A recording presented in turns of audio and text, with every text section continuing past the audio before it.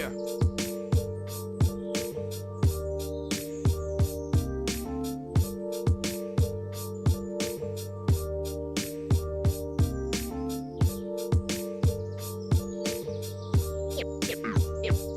Yeah.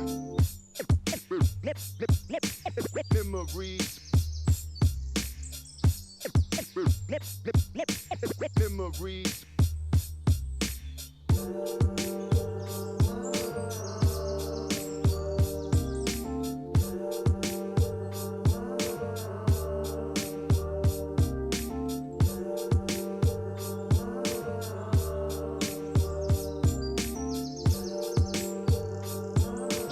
Yeah.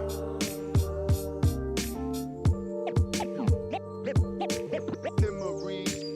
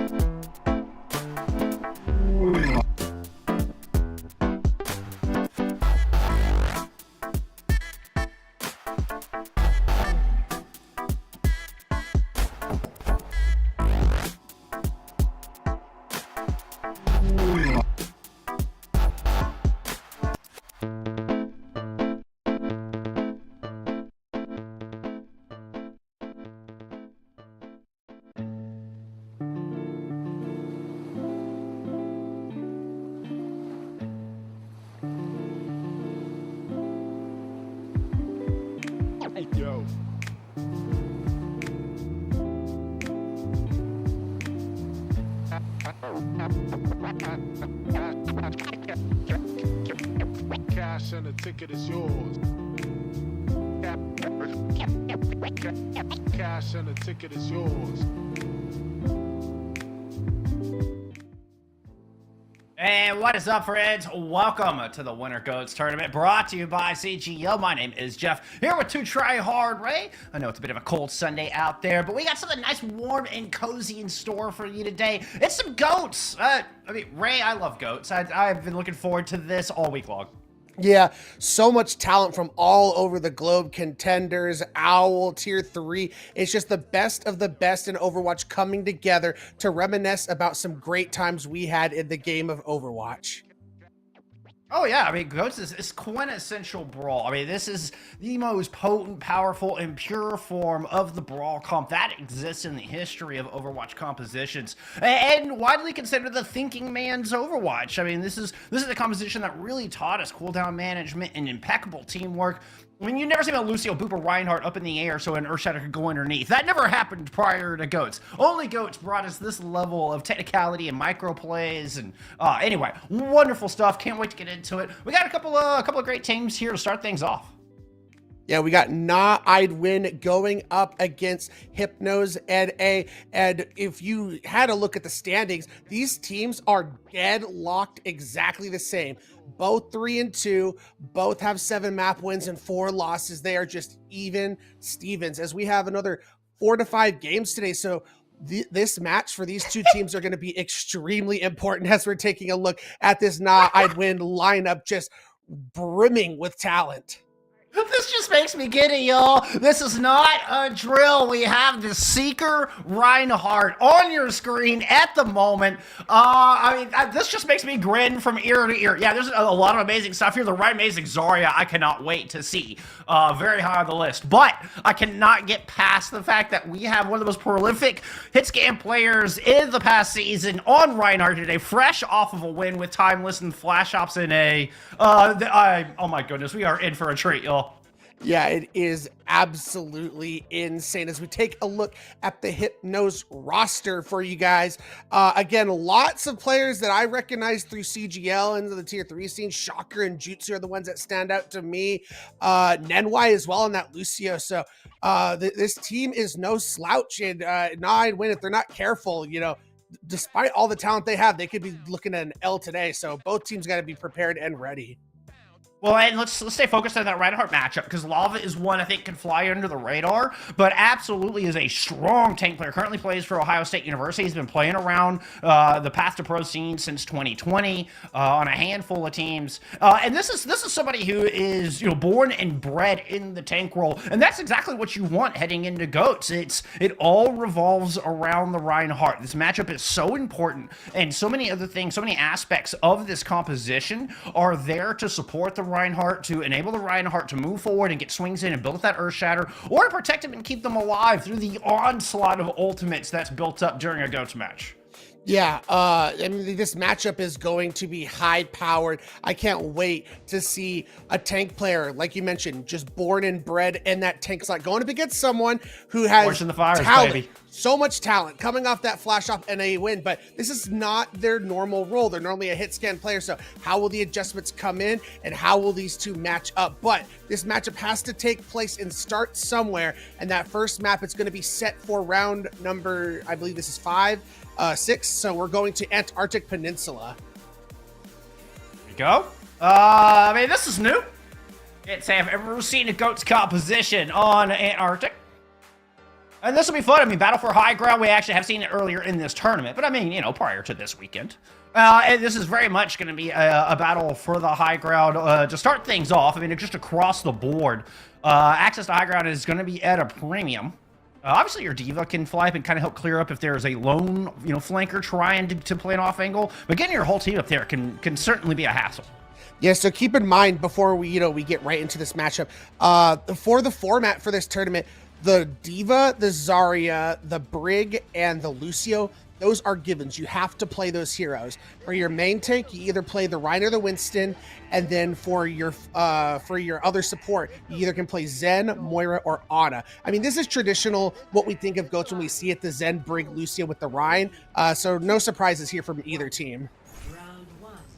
Yeah, the Circle of Goats is very interesting. It actually started with the Zenyatta back in the 2018 World Cup, and then we landed on Zenyatta once we got into the Stage 2 finals there for the 2019 Overwatch League. Both teams, as anticipated, fight for the high ground to kick things off. Nod win. Do have a little bit better positioning. He's able to hide around this corner. Keep that Zarya kind of poking in and out. Zarya charge, certainly one of the most important factors in this composition. The Zarya the source of a lot of your damage and as such a lot of the pressure. Hypnos using that pressure to clear the high ground. They're able to move on to point. See if they can grab first control. Nightwind is pushing back a little bit with Amazing, finding Ninwai. Huge start off, but Seeker falls along the way. Can Nightwind bring this back without their shielding? Hypnos, well, they got limited options with a lack of speed. Transcendence online and ready to go. Early build-up, but they've already lost two. Lava and Lampet fall in the corner. They're going to get melted despite the early ult charge. Yeah, that was unfortunate for Hypnos. They did a great job of pushing Nightwind off that high ground, but in that time, they all kind of dropped from the high ground. Nenwai kind of stayed up there. They just got completely separated, and Nightwind was able to capitalize on that. Being able to move as a big blob together is the key to this GOAT, and it just kind of crumbled a little bit there for Hypnos. Now Hypnos is able to surge forward with a couple of ultimates. CL9 when want to use theirs. It's going to be Amazing dropping the grab in first. Start things off. Shocker does have Transcendence, but Lamon gets pinned out of it. Transcendence can't keep you alive through that big ride pit as Lamon gets flattened, and Hypnos kind of stalled out here as they push in. They use Graviton Surge to try to open things up. Self-destruct is a bit late on that.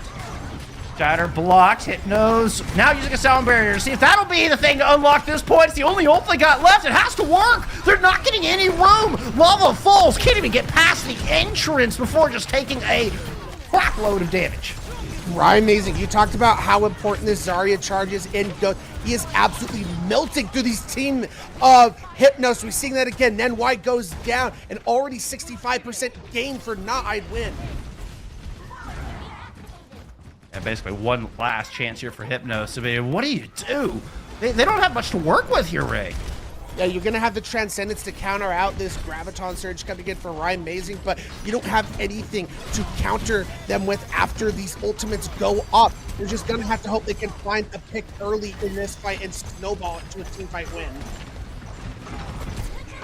Democracy, if they can perhaps get past all the shielding to get that early pick. Hypnos has about 10% left. They're going to make their move down onto the point. Nodwin waiting for him.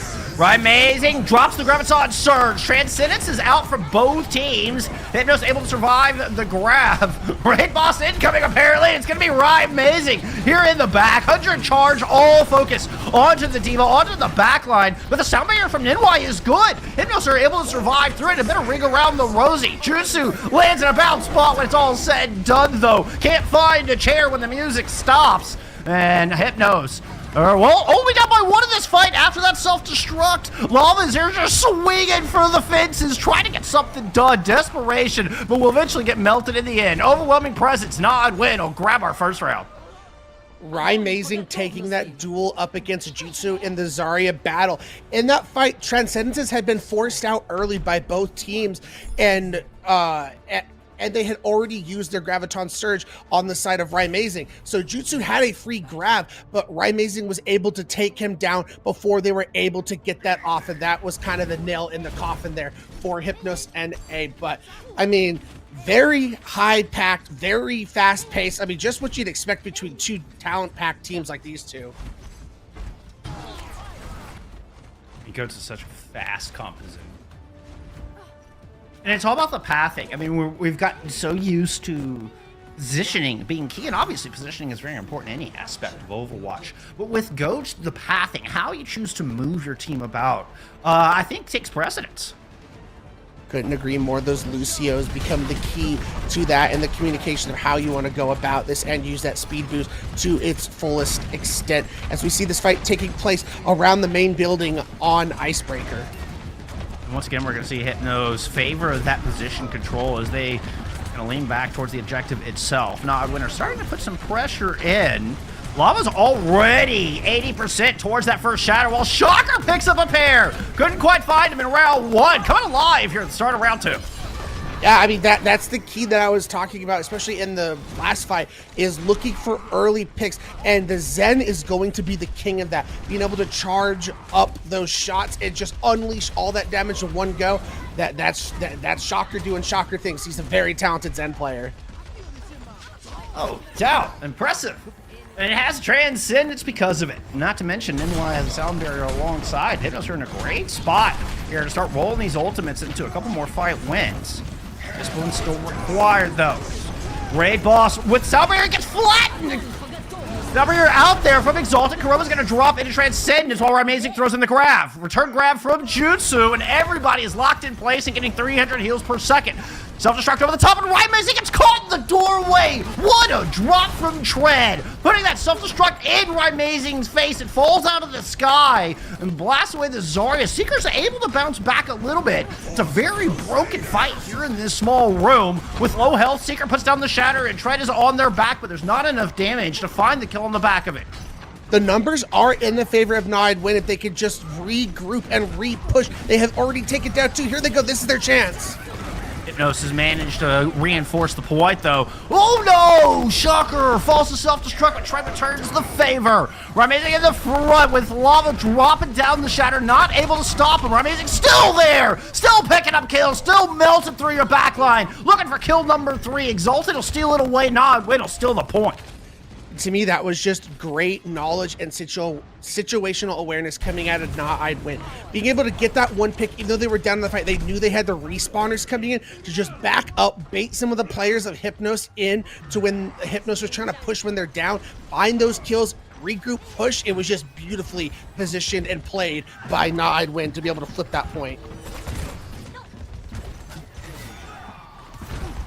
Hypnos going to circle around the outside, try a different approach here, knowing where Amazing has to have that grab after the 3K the last fight. Indeed, the grab is thrown in immediately. Lava gets low, and it's going to be a pin from Seeker that'll finally put him in the grave. Hammering down a Discord and Brink is no problem here for Seeker. 2 kills already on the back, make it 3. And Nod Win indeed able to hold on to 3 ultimates after the fight win. I'd Win being able to flip that point is so crucial. I feel like on a map like Icebreaker, I mean, we kind of got to talk about it a little bit because we don't get to see goats on this map very often. Icebreaker specifically, I think having the point control and being able to just hold right here is so powerful on this sub map. Oh, it's a grab Shatter combo coming out. Oh, it's actually a Shatter in defense from the grab, excuse me. Lava now has one of their own as Hypnos makes their approach onto the point with Transcendence already used. Here we go, Shatter thrown in and finds 3! Nothing to defend against it, but still Hypnos can't find the kills. Nod Win is able to get in there. Kuroma's eventually melted down. Grab thrown in from Amazing, just held Lamp Hit, but it is enough to melt the Brig. Seeker with a big pin across the way, puts Lava out of position, and Nod Win are going to win another fight. And you just have to back out and regroup with your Hypnos because you're only going to get one more chance and one more attempt at trying to go after this point. You see all the off-angle Tread trying to be the one who's going to be able to touch and stop this point from being fully capped while Hypnos regroups. Gonna have to get in. It's gonna be up to this Lucio, and they're under so much pressure. Okay, they then didn't get the touch. Too distracted, too hounded by Tread. Still, Amazing is able to melt anybody who got close. 3 already fall. Nod Win. Pick up Antarctic Peninsula and halfway to besting Hypnos. I'd Win. I mean, once they got control of their points, their positioning was just so powerful. They knew how to play within their composition. And as those chaotic fights broke out, they seemed to have the comms and the teamwork to get things done. It was just very impressive, and I can't continue to not speak the praises of Amazing. The amount of Zarya charge he was able to build up and continuously melt those players left to right. I felt like I was constantly seeing his name in that kill feed. It's been a joy to watch. I mean, Amazing kind of grew to prominence here over the past year as a DPS player, but getting to see him pick up the Zarya, pick up the tank role, it's something new. Something we haven't gotten to witness before. And holy cow, what an impact! Amazing certainly taking over that lobby. I mean, coming up with 3 and 4 kills in multiple team fights. Yeah, and keep in mind, all of these heroes have been reverted back as close to how they were in peak GOATs as we could get them to. So the Zarya, you still just have that one self bubble, one projected bubble you can give to an ally. So even if you've been playing Zarya in the new game in Overwatch 2, it's an adjustment you have to make to be like, oh yeah, okay, I'm playing old Zarya. I have one bubble for each, and that's it. Yeah, and I mean, shields and health and stuff is all reverted back to old school Zarya as well. So 400 total health, 400 total effective health, let's say.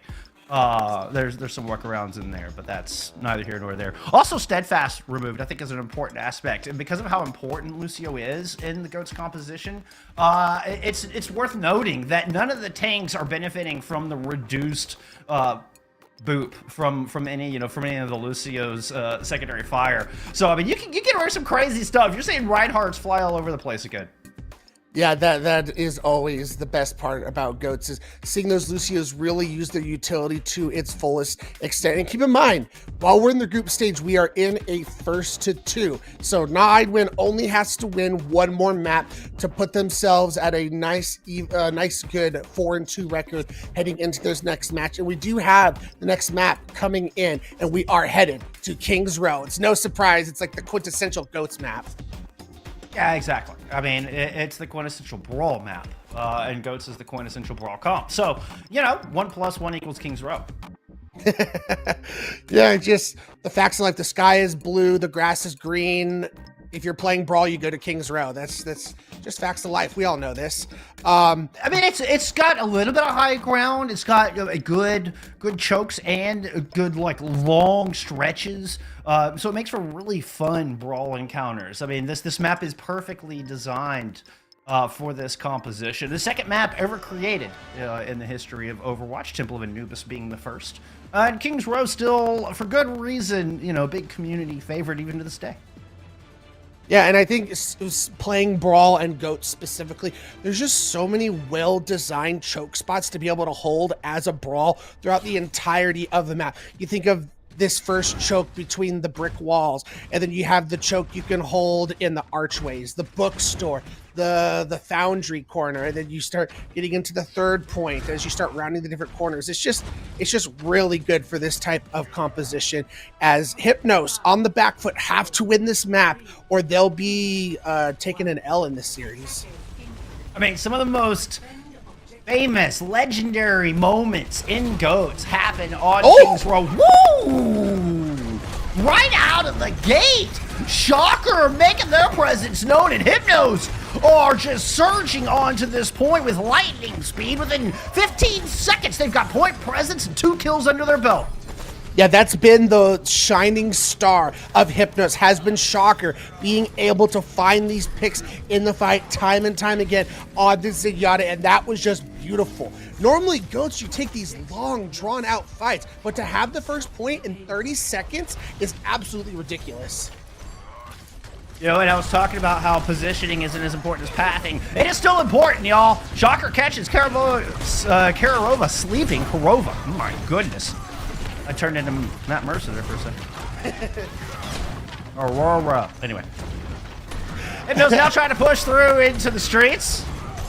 They're coming up on a Graviton Search to do so. That's going to be their go signal. They're waiting on Jutsu to build the rest of that up. Let's see if they can bust through this line. Early damage. The Seeker's already down. Hypnos has got to push through. Jutsu has the grab. May not even need it. 2 kills, 3 under the belt. Hypnos are going to win back-to-back fights. Yeah, without having to commit a single ultimate. Nothing. You'll just take that every day to Sunday if you are Hypnos. And now they're gonna get past this bookstore corner, so they're avoiding a whole other choke that is very strong to hold defensively here, as things are looking. I mean, Hypnos, they just look like a whole new team coming into King's Row. Shocker really started things off on a nice foot for the squad. Hypnos is able to snowball that into 2 well put together fight wins. This is going to be an explosive one, y'all. Here we go. Strap yourselves in. Graviton Surge and start things off. Gonna be an Earthshatter coming down. Blocked. Seeker returns the favor into the back. Shocker, what a beautiful transcendence. Oh, I love that we got that moment in the slow-mo. I know it's a bit of a glitch, but that was gorgeous. Graviton Surge now comes in from Rhyme Mazing. Sound barrier is there. The flowchart holding intact, but Lampent Lampent is the X Factor that just gets smashed out. It's really Seeker who pulls the kill through all of the mess. Seeker dials in on the Lampent and sends the Brig packing. Yeah, for anyone who hasn't been watching this weekend, keep in mind that slow-mo that we see, it is a added thing to the mode because the game was designed for 5v5. So when you have 6 people and all the particle effects that Goats provides, it can overload the server. So it goes in that slow motion to let things play out slowly so the server does not crash. I mean, the server's not designed to have 12 volts going off at once. Speaking of, as the self-destruct start things off, but Exalted and Deco get caught out, and Hypnos are right back to it! And got stopped. Lava and Seeker are going to trade to the back, and Amazing is trying to pull back the deficit with a Graviton Surge, but the Transcendence is too good. Shocker is all over this, and Meditation solid. Hypnos are calm and in the zone. Shocker has made their presence known on King's Row. That was 4 picks in that fight alone from the Zenyatta Extraordinaire. And that is going to be the point cap as Nihilwin is going to elect to just take this first corner fight on point number 3. Seeker just got bashed out of Shatter. That got nothing. Juicy tried to throw in a grab, but wasn't a whole lot of damage follow-up on the back of it. No, still have a little bit to work with, most notably the sound barrier to try to get aggressive with. Self-destruct was thrown in. Seeker tried to pin it in the back. A dangerous move, but Lampent is kind of out in front of the rest of the team. Somehow manages to just skirt back to safety. Brilliantly done there from Tread and Lava to keep their Brig alive in this fight. Rowan's going to throw in a Transcendence, a bit willy-nilly, I must say. It's to try to get aggressive. Finally, the kills come through on the back of it. Good thing for them, too. Nihilwin had to get value out of that Zenyatta ultimate. Yeah, because now you're going to be coming and facing down a Zenyatta ultimate of your own to counter out this Zarya. This Zarya grab coming into this next fight. So the one thing I have noticed is when Hypnos is rolling, they are very good at taking advantage of positive momentum they've been able to build upon. Nihilwin has finally been able to stymie things and Lampent goes down. Yeah, that's twice that Lampent has kind of gotten out of position and not able to skirt back to safety this time. So Nihilwin able to just kind of hold Hypnos down and eat some of that precious time off the clock. Yeah, it's one of the tough things about being a Brig in Goats is your positioning, being able to be close enough to continuously proc Inspire, but being far away enough to not get found. Dangerous Knife's Edge. Lava under the knife now. Back in spot. Once again, Hypnos struggling to get out of these doors. It was Seeker with an Earth Shatter on that one. Yeah, it's going to be an extremely hard position for Hypnos to try and take away. It's going to take some ultimates and some great teamwork. Lunacy is out of mech. This is their opportunity.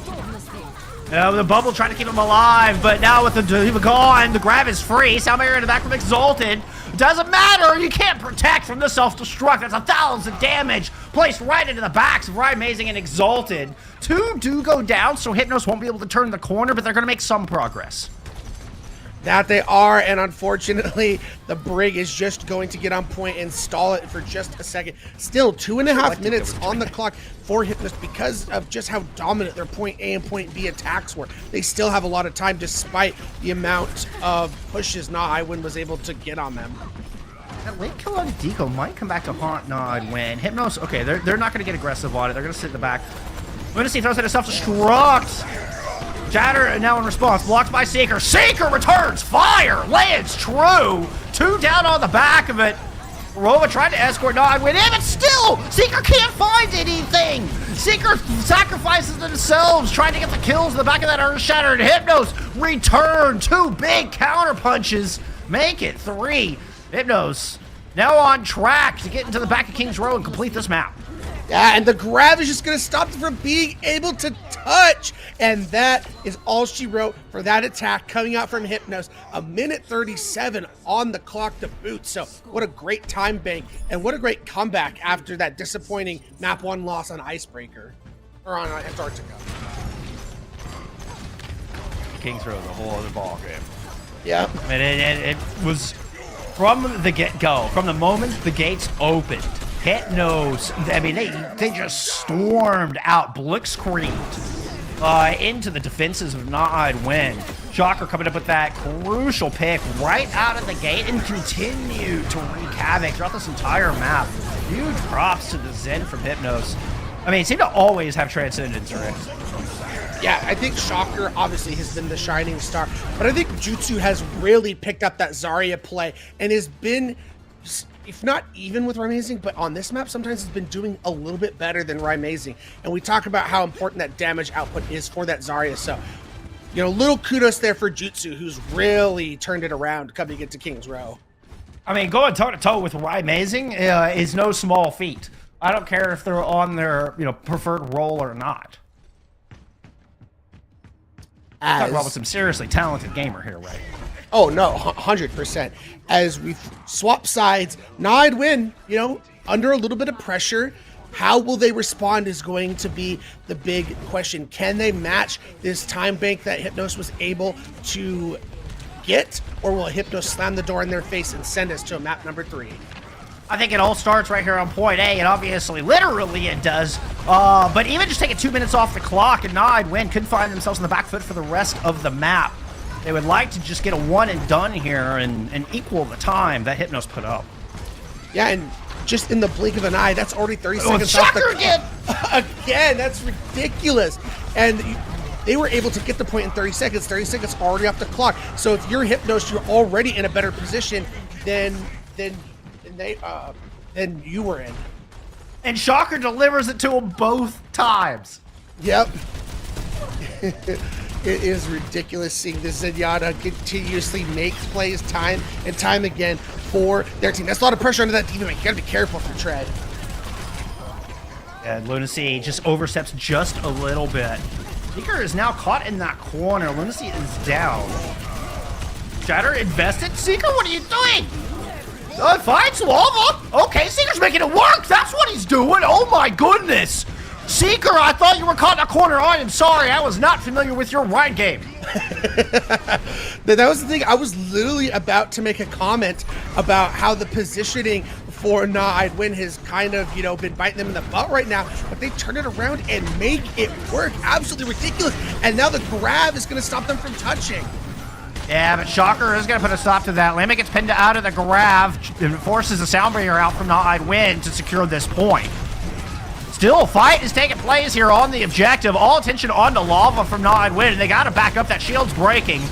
It's up to Jutsu here to kind of fill the slot, and they can't absorb all the damage. Earthshatter throwing it in from Seeker just to solidify this, and indeed they shall, as the Finer Hammer swings, pick up point A. But this is kind of what you mentioned coming onto that first point, Bullskunk, was they can just take 2 minutes off the clock. They're going to put themselves and Na'D win onto the back foot, and they did exactly that. So it kind of feels like you have your checklist of what you needed to get done. That's the first thing checked off the list. Waste as much time as possible on that point A. And I think I would add to that, Hypnos needs to win one team fight. I think just one is fine because it takes so long on point B. One good team fight win from the defense, and Hypnos will be in a great spot to tie up this series. And they've made it back to Bookstore to hold this precious corner. Shield is up, Self-Destruct won't get anything. Na'D trying to push on the back of it. Bubbles will block the Shatter. Nicely done from Rymazing, not a typical Zarya player.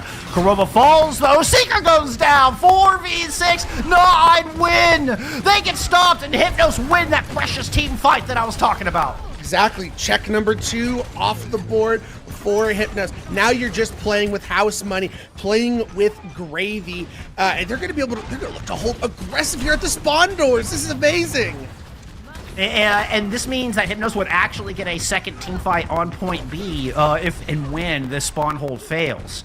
So a really, really intelligent move. Speaking of though, Na'D win are just going to circumvent it. They're not going to try to take the fight on Hypnos' terms. They're going to move it back into the streets, but Deco does not survive the rotation. Grab's thrown in at a 4v6, narrowly avoiding the defense matrix. Still, the damage is just not there on the back of it. Too much protection from Hypnos, and they're still 6 strong, standing here in the archway of point B. Kurova falls again, and the Diva's not far behind. As Hypnos, they are just all on the same page. Their ult rotation and this stagger they're getting onto Lunacy is absolute lunacy. That is, it's so much time just goes off the clock because D.Va is such a, we haven't even talked about the D.Vas in this composition. They're so integral in eating a lot of this damage for their Reinhardts. I do not envy divas in a GOATS comp. You have to do so much. You have to have just eyes all over your head. Never mind on the back of your head. Graviton Surge thrown in from Hypnos, but Lava falls, so this could be the opportunity Non-Win needs to start pushing through. Shatter is good. That's going to find at least 3, and all of them are going down. Ka-thunk, ka-thunk. Shocker takes a hammer to the back. Yeah, but because they were holding aggressively at those archways, Non-Win is going to have to win another team fight to secure the second point. The one good thing was they were able to draw out a lot of ultimates from Hypnos, but facing down both of their support ultimates, so it's going to be tough sledding. I feel like you need something from Kurova. Shocker's been fighting these picks. Kurova's got to find them themselves. Well, as Shocker at the moment has been the king of the row right now. At the ready for Non-Win to try to open this up. Hypnos doesn't want to get caught here in the grab. Self-destruct could put it in through it. Could get the kills through this Transcendence, and it's kind of left us in a bit of a stalemate between our two teams. Lava close here, and it's going to be the Graviton Surge thrown in to open things up. Amazing has had enough and finally decides to drop it. Indeed, the self-destruct is there, but still no kills. Both support ults thrown in, and Hypnos stay alive. They are able to return fire with a self-destruct of their own. And the Hypnos have stopped this card. Uh-oh. But Non-Win aren't done. They have managed to retaliate. 4v4 on the point. Saker knocks Lava back down a peg. And now it's Jutsu getting chased down. Non-Win survive the 4v6. They're not done with this map. And they're going to be able to finish with about, 40-ish seconds on the clock coming into point C. So if they can play this point C perfectly, they have an opportunity to finish with time on the clock, because Hypnos finished with over a minute and a half on the clock. If they bring this to overtime, they're the only ones who get to attempt at another attack. So now the one with the graph, the one dancing around the defense matrix of Lunacy to see if they can secure this point right here and now. No extra innings at all. Hypnos try to tie it. The grab is stunned. Seeker is down. Transcendence is used from Kurova, and Soul won't protect him. Non-Win are in a bad spot. 2 ultimates fall in a losing fight. Yeah, and you didn't even commit like a Graviton Surge that you would have wanted to use that Transcendence for. It is an absolutely devastating exchange of ultimates for Non-Win. They are in a really bad position now. It's going to take a heck of a play out of the neutral. This grab needs to be exceptional. No, it does not. Right, Amazing will get nothing. The grab falls into the void. Another ult, getting 0 value from Non-Win as the rest of the team is decimated by a self-destruct.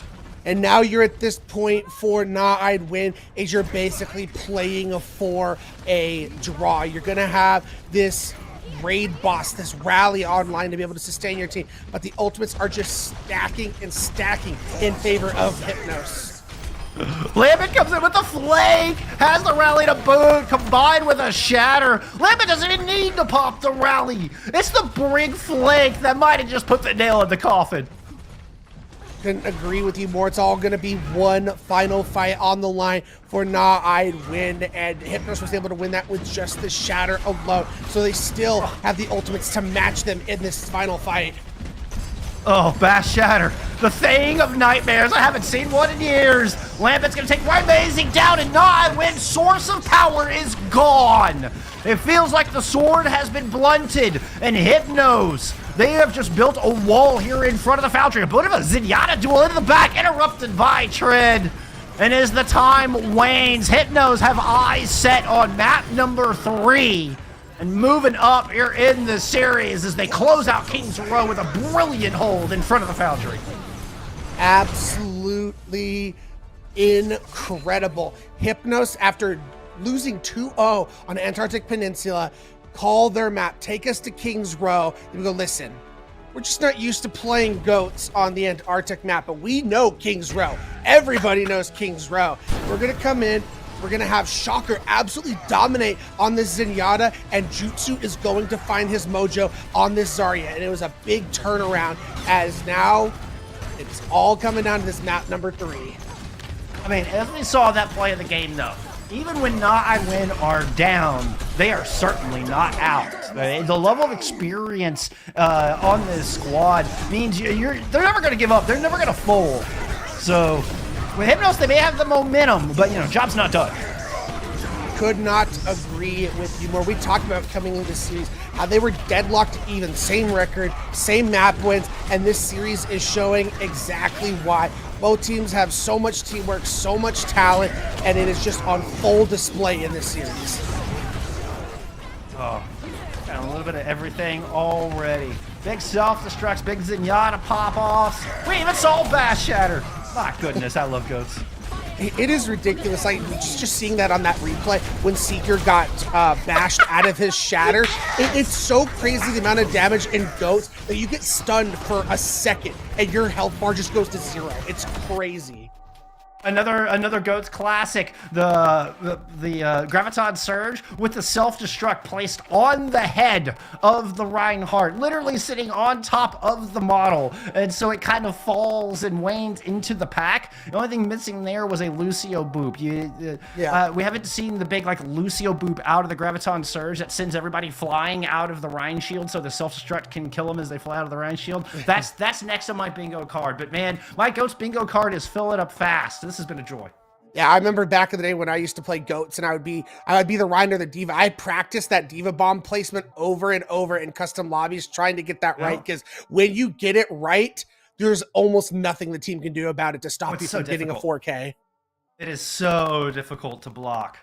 Because, I mean, it just falls right in the middle of everyone. It's so hard to predict for your, I mean, not for, like, just your Reinhardt to predict where it's going to be and get a shield up, but for the rest of your team to get behind that shield. And that's the kind of smart plays that makes GOATS fun. That's the kind of macro or micro plays we love to see in this composition. And then the macro to boot. Like, it's just got a little bit of everything.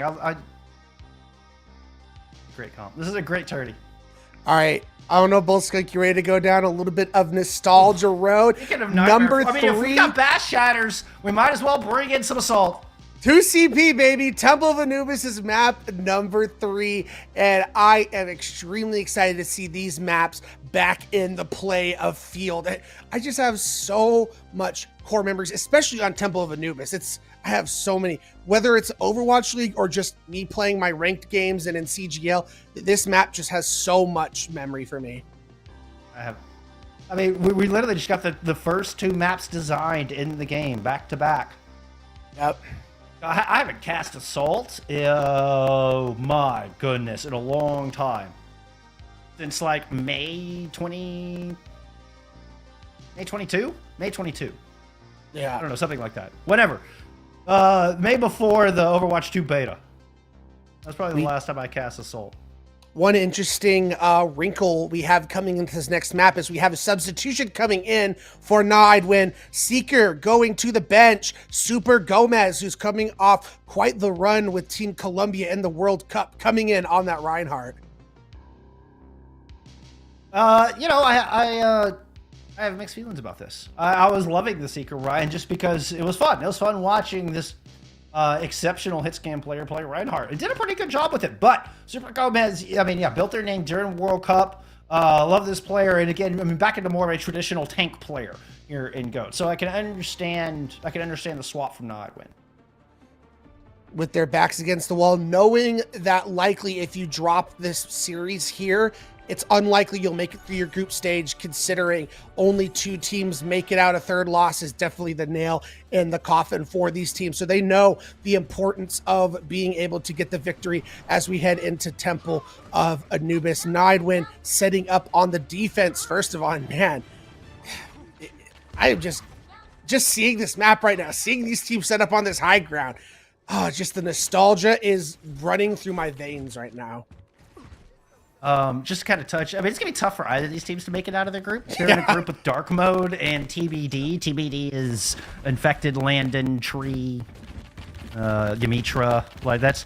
So, unfortunately, these 2 teams ended up in the group of death, but darn it, there's a lot of games to play today. Anything can happen, and they got to win this one if they have any hope of moving on. Now, that's for sure. Let the nostalgia begin, though. We're playing Temple of Anubis, friends. Oh, yeah. So the question is the pathing you want to take, and it looks like they're going to go through the room on the left, trying to go up and take away this high ground from Nightwin. It doesn't feel real. This feels like some sort of fever dream watching this now. Oh, getting out of this choke. Getting out of this choke is so difficult for GOATS. Yeah. A lot of it is on the D.Va. One of the strategies that we saw through 2019 Overwatch League is the D.Va would fly out to create the space for your Reinhardt to move forward and start swinging. If Lava just tries to emerge front and center, they're going to get killed, and that's exactly what happened. Tread pushes out, finds the Zenyatta in the back. 2 supports already down, but Super Gomez, oh my, just cleaves through Hypnos, finds 3. Shatter was built up, used, and died. Like, that was quite the roller coaster that we just saw come out from Gnaweyed Win. I don't think they're going to be able to hold this defense, unfortunately for them, though, as Hypnos is able to grab some space. I do think with the players coming back for 9, when you're going to have an opportunity to recontest, definitely. So this point is not all but given to the side of Hypnos. They're going to be facing down another team fight. And once again, we see Lunacy is the one to kind of herald that in. Lava had the Earthshatter ready, though. Running that stairwell was not a good idea. Lava, though! Oh, no, the jump! Then you jumped at just the wrong time. The self-destruct went under the shield. Fortunately, your friends have this under control.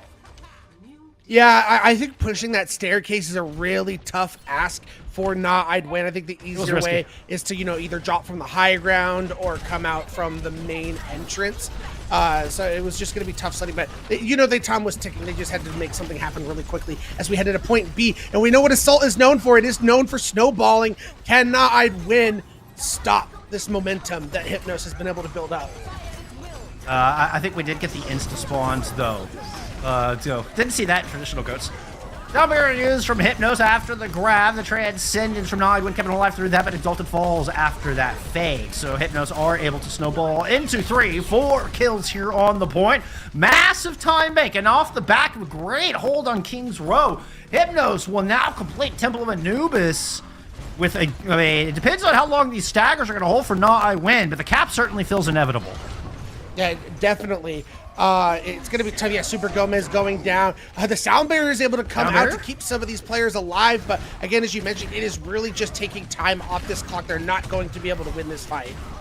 Yeah, Super Gomez went down before they were able to use the Shatter. I think coming out of spawn, that would have been the only hope. If the Shatter could have stalled for a couple of seconds to allow time for Exalted to get there and the Sound Barrier hit more players. I mean, to be fair, Gnaweyed Win we're like a half a second from making that happen. But good focus fire from Hypnos. They're able to close it out, and that massive time bank holds. Yeah, and as you mentioned, a lot of that was, at least that first point was set up by Tread on that D.Va as you were explaining how it worked, flying up, getting that opening pick and setting things up perfectly. And in classic 2CP fashion, they're able to snowball both points extremely fast, 4+ minutes on the clock for Hypnos. And now Gnaweyed Win is facing a, capture both of these points or you're going home situation. Or not going home, but leaving this match with an L. Yeah, and the likelihood that you make it into our knockout phase next weekend goes down drastically. Yes. I mean, basically from little to none. As we see Hypnos, who have just flipped a switch ever since Antarctic Peninsula ended, are just playing with the utmost confidence right now. Lava on this Reinhardt. I mean, you talked about him coming in this place for Ohio State, just born and bred as a very good tank player. The Rein skills have been shining through. I think definitely they have had the better Rein throughout this series. Shocker was a player I was not familiar with prior to today. And has put up just an incredibly jaw-dropping performance. It has definitely been one I'm going to be keeping an eye out as we move through the 2024 Path to Pro season. It's really been an outstanding player today. Lampent falls, though, early. That has been a recurring theme, unfortunately, for Hypnos. It's kind of been one of their weak spots that Gnaweyed Win has been able to exploit. And they're going to turn that into a complete fight win. One and done here on point A for Gnaweyed Win as well. Yeah, Rymazing coming through in spades on that Zarya, built up that charge, melted down very quickly. This is the Rymazing we saw on Antarctic Peninsula, showing his stripes once again on this map and getting extremely aggressive. That's kind of how you have to be on these 2CP maps. You got to be set up and ready to go to take total advantage of the momentum. It's going to be through caves once again. Hypnos have made the raid. They're all over this. You can see the DM immediately used, anticipating this grab coming out from Rymazing. They didn't quite have it online yet. Tread has been very judicious with that defense matrix, though. And all eyes are here on the star. Amazing, with a lot of charge wanting to push out, and this is such a dance, such a mental game between the two tanks, between the two Reinhardts, and then the Zarya and the D.Va. Sees the defensive extra shoes. As soon as he goes down, the grab is dropped on the wall. Transcendence is out, but nobody gets either kill. Oh, I spoke too soon. Tread is able to follow up on their grab to at least pick up one. As the ults fade, amazing, melts lava in the back. Super Gomez gets caught out, though. All that attention, they got just stuck on their back against the pillar. Still, despite not having a tank, Hypnos continues to push forward, at least not having a Reinhardt. And not having a tank. There are more than one tank on the battlefield right now, Ray. I seem to be struggling to remember that. Yeah, I mean, it's tough when you're going from, 5v5 where there's only one tank. Now we're in GOATs where there's three. Sometimes it's hard to remember that. But Naiwin still got a lot of time on the clock. They were able to take that point one much faster than Hypnos. But they used a lot of ultimates in that previous fight. So they're going to have to really do well in the neutrals here against Hypnos to make things happen. Almost not even just a technical term, but just like I just think of Reinhardt as the tank of this comp now. Lava threw a shatter in, but it didn't really get anything. The return is, oh my gargantuan! Super Gomez just flattened Hypnos. The entirety of the team was watching the game from third-person point of view and could do nothing to stop the kills pouring down. It'll be a Graviton surge from Amazing. That'll close this out, and the time banks are a mere 2 seconds apart. Yeah, as we see that 2-minute time drain that we saw introduced into Overwatch 1 to try and combat the problems we've seen with 2CP. So it's great to see, but I mean, this is just showing how evenly matched these teams have been time and time again. And with true nature of 2CP, we are headed to extra innings to try and figure out who is going to be moving on with a 4-2 record and keeping their hopes of getting out of groups alive. This is very GOATs. Just going through and lots of extra innings on Assault. This is very GOATs. Oh, good. Look at that. My goodness, Gomez. Oh! It just feels after my own heart, man. Feels like this whole series has just encapsulated GOATs. Not that any of the other series prior haven't, but we got Kings Row, we get Temple of Anubis, and just two extremely high-level talented teams playing, just going back and forth. It hasn't been one team dominating the other. We've had so many different players on so many different heroes having their moments of shine. It's just highlighting everything that we love about GOATs. Everything I love about GOATs. Song will be on my YouTube.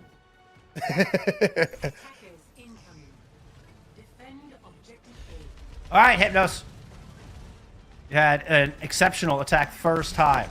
It was Tread who spearheaded that one and was able to pull out first blood. Similar pathing as they go through this side mega room. If any adjustments are made. Last time we saw Discord Tread thrown on to Jutsu here to start things off.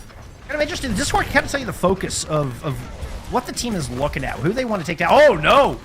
Super Gomez is in the corner. What an exceptional performance from the supports just to keep Super Gomez alive through all of that. Same can't be said for Kurova, and it's a 6v5 here as Lava is going to go ahead and make the pin onto the objective. Catching Super Gomez with that fire strike just adds to the overwhelming damage. As they run Amazing away, and once again, Hypnos moves on to this point with little resistance. Absolutely ridiculous. That was them isolating Super Gomez. Not only did they get him in a corner, but they also break stunned him in that corner. So there was no way of him getting out. They focus fire him down. And once the Reinhardt's down, that was all she wrote. So now we come into this next point. Only a minute, just over a minute left on the clock. So really it's going to come down to 2 fights here for Hypnos to try and secure both points. Gotta get blocked. Graviton Surge in response here from Naiwin. Both support ult choose, and Hypnos have the tools necessary to stay alive for the moment. Graviton Surge of their own thrown down. Lambent falls low, only 2 caught in the grab, but it's enough. The kills follow through, but the defensive self-destruct. Could that just stop Hypnos in the tracks? The shadow from Super Gomez does not land, and Jutsu will find that kill. But with Ninwai falling, Hypnos are bleeding out slowly but surely. Yeah, with the spawns you're going to have coming in as well, that's just Very well played. Lunacy coming in as a hero. Shocker goes down, and that's going to force Hypnos all the way back. One final fight on the line for them to try and get this second point, but the ultimates, they've drained them all, Bolskak. I mean, they might be able to build up to some of them, but it's going to be tough sledding. Shocker, you have surprised me all day long. Your team needs you now more than ever. On this opening pick, you're going into a Ry-Mazing Graviton Surge, and Lampent's already dead! The Graviton Surge is too good! And the exceptional skill of Ry-Mazing shows through on the Zarya as much as it does on the hit scan. It will be a stop here from Not Win. 3 points on the board for Hypnos. It'll have to be enough for them to move on. And the one thing we do love, I say this sarcastically about 2CP, is a draw is definitely still on the board for Hypnos. So that's pretty much what I mean, you can still stop them on first point. To me, that's going to be an extremely tough ask, because I feel like on these maps, on Assault, you almost always get first point. It's do you stop them from getting second point? So it's going to be very interesting to see if Nodewin is going to be able to. I mean, we saw on their previous deck, they got first point almost instantly, but then it took them a little while to build up to that second point.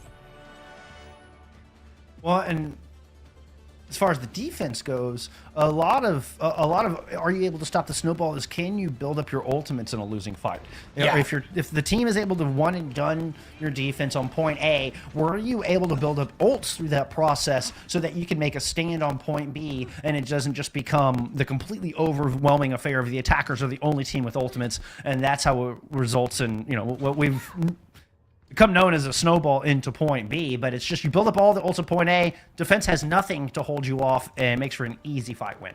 Yeah, Lunacy getting that Diva Bomb as the hero is a clear example of that, then building up to the Diva Bomb to have that. But now they're going to be playing right here at the fountain. I don't know if Nodewin's going to be ready and aware of this. I love it! No, they were not aware at all, and the ambush comes out right here at the statue.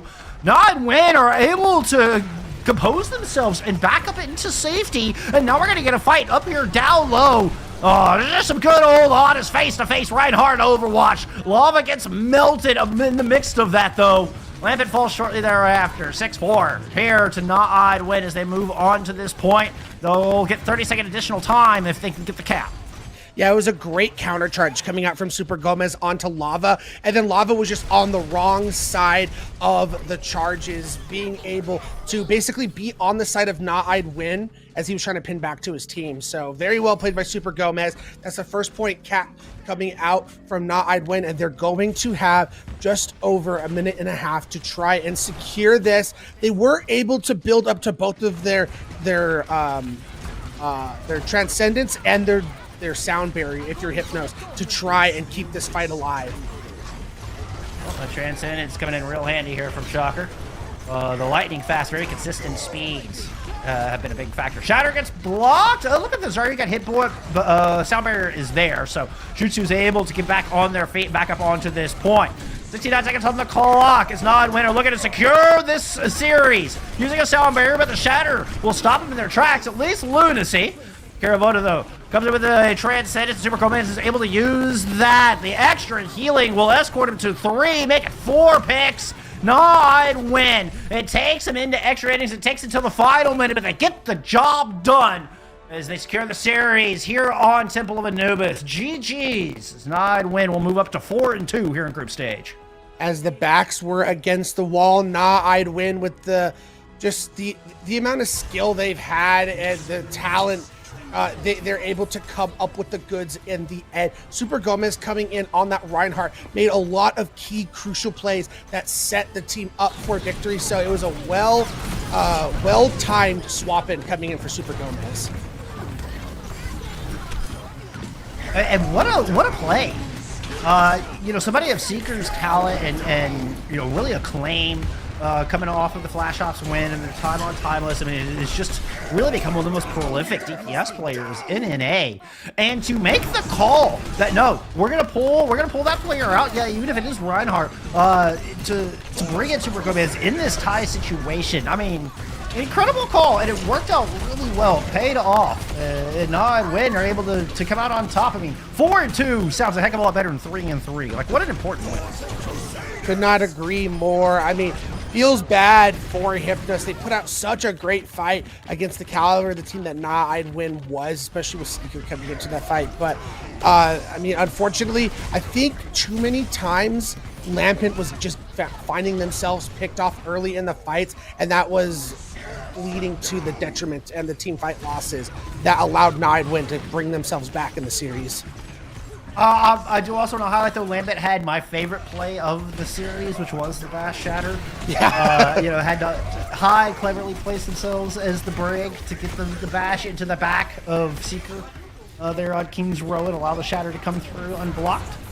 So, I mean, you got to take some risks to make plays. Definitely got to make plays to win games and GOATs.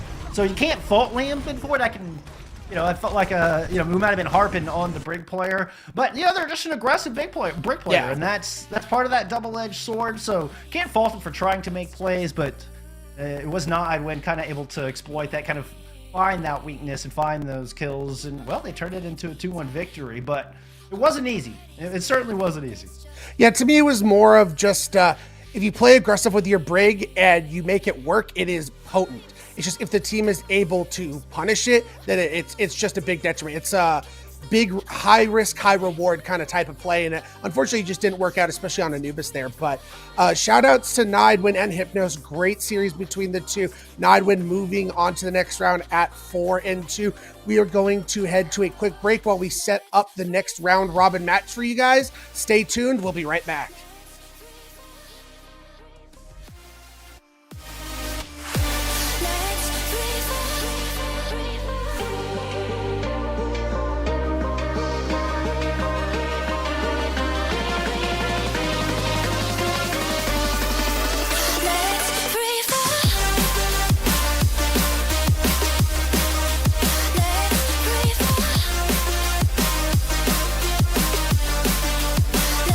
Free fall.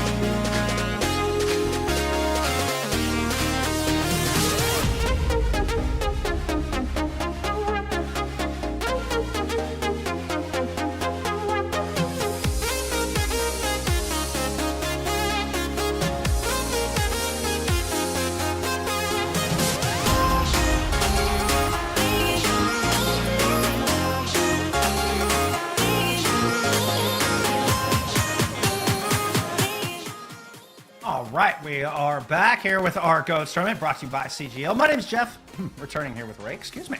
As we get into our second match here of the day, we are in NA Open Division. Heading into what is this? Our next match, Vicious Stingray taking on Black on John. Yeah, Black on John sitting at a 4-3 record, on Vicious Stingray sitting at 2-4, I believe. Both teams coming off 0-2 losses, so hoping to rebound in this next round and turn things around as we progress through the day. Yeah, and well, I mean, Black on John, well, they've got at least got a better record coming into this. I mean, they're 4-3. Vicious Stingray, whose roster we'll take a look at directly, coming in with a 2-4. So, you know, both teams just kind of hoping to see if they can get a good showing here and close out the round robin of stage of our tournament strong. Yeah, you know, a couple players to highlight: Dilly Bear and Chef Murloc for sure. I've seen them around CGL for a couple seasons now, so there's some names I'm definitely familiar with as we, you know, take a closer look at their roster. But I mean, hoping to try and turn things around and hopefully at least finish the day, at least even, or if not positive. But yeah, ideal. Hey, either way, we get to have a lot of fun. Yep. We can see some more awesome GOATS action, so, you know, I'm happy with it either way. Take a look at Black on John lineup here. Yeah, again, great talented players coming in from here. I think with how the last match went, we saw all these different individual heroes be able to have their pop-off moments, whether it was a big Diva Bomb, a big, you know, charged Zarya going there and melting a bunch of people, a Zen getting picks. I think it's really going to come down just to these individual players, you know, working together as a team, but individually having that one moment to really set their team apart and get this victory. I mean, yeah, you're talking about each player kind of has the ability to pop up, and I think it's one of the great things about the GOATS composition. Everybody has a very important role to play in this comp. Everybody has the ability to make those big plays and to really contribute heavily to any team fight. I mean, any one of the six, you know, even the Lucio, you know, could come through and create a huge team fight winning play, and it's one of the most fun aspects about this. So we're looking forward to see, you know, who steps up, who's going to be the shining light for these two teams, whose players, I mean, whose names I'm not as familiar with as we were with the last squads. Yeah, couldn't agree with you more. For this matchup, as we head into this next round of the round robin, the first set map for this series is going to be Control, and we'll be starting on Lijiang Tower, which feels like of all the Control maps, it's the one I think of most when I think of GOATS. I mean, it is certainly the most brawl-favored map in the pool, for sure. Very, very close quarter objectives, very small objectives. Looks like we, you know, spoiler alert, we'll be starting on Control Center here. So, I mean, this is probably the most infamous brawl map in the entire game, short of King's Row. Yeah, I couldn't agree with you more. Like, even in times where we're in big old dive metas, we'll still see teams roll out on Brawl on this specific map. That's just how prolific it is for being able to play those types of compositions. We're not seeing any kind of changes for either of these teams. Like I mentioned, that Zen could be a Moira, it could be an Ana. We're not seeing any of that swapping around. No Winston GOATS coming out today. So it's going to be very standard for both of these teams. Yeah, in case you're, you know, just joining us here for the first time, just a reminder, the Diva, Zarya, Brigitte, and the Zenyatta are permanent picks, or must picks. The Lucio, excuse me, you're right, and the Lucio. The Zenyatta could be a Moira or an Ana, but we have seen nothing but Zen thus far. I mean, especially that Transcendence just being a great counter to Graviton Surges. It makes a lot of sense. There's a lot of pressure being put onto God Magic. Rightfully so. Vicious Stingray would love to get some positioning here in the White Room, but Black on John did a good job of kind of getting there first and locking down this doorway. Be able to just send one back and grab Control once this point unlocks, and it's going to be the ghost on. Vicious Stingray don't want to sit on for too long, indeed. Black on John, the entire team falls back to the point. Vicious Stingray take advantage of that. Catch Kylo out in the rotation, and it's going to be a battle in this small hallway. Vicious Stingray with a little bit of high ground, rotate all the way around to see if they can take that possession away on the point itself.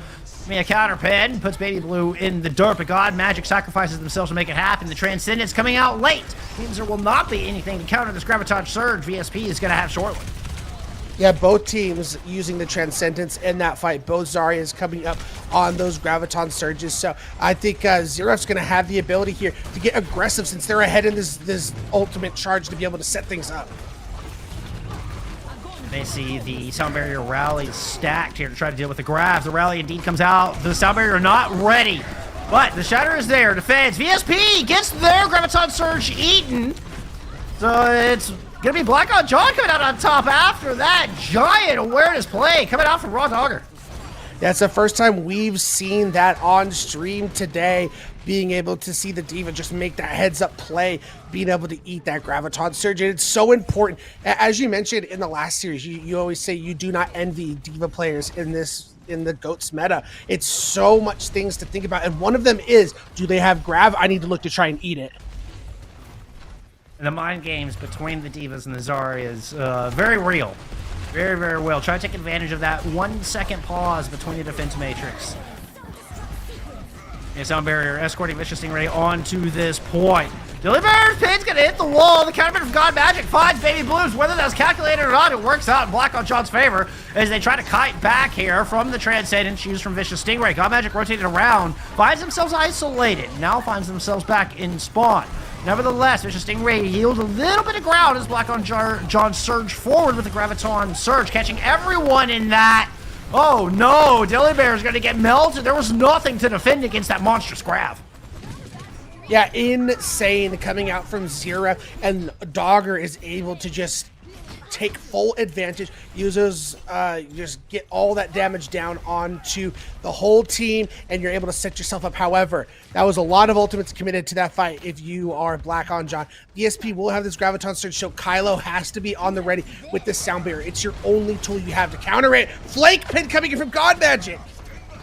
And Deliberator gets caught out from the self-destruct that was thrown in. So, well, Black on John, they just buy themselves more time. Vicious Stingray suddenly feeling like they're in a vice. They have about 5 seconds to get somebody onto this objective and take a very broken fight. They're going to make it in. No, they will not. Black on John, take round 1.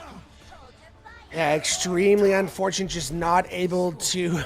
It was funny because the D.Va and the Ryan for Vicious Stingray were there, but they saw God Magic looking for a shatter to try and stop them. So they like paused for half a second to just make sure nothing bad was going to happen. But in that pause, it allowed that point to fully cap, and they were not able to touch in time. So very well played coming out from Black on John, but very close.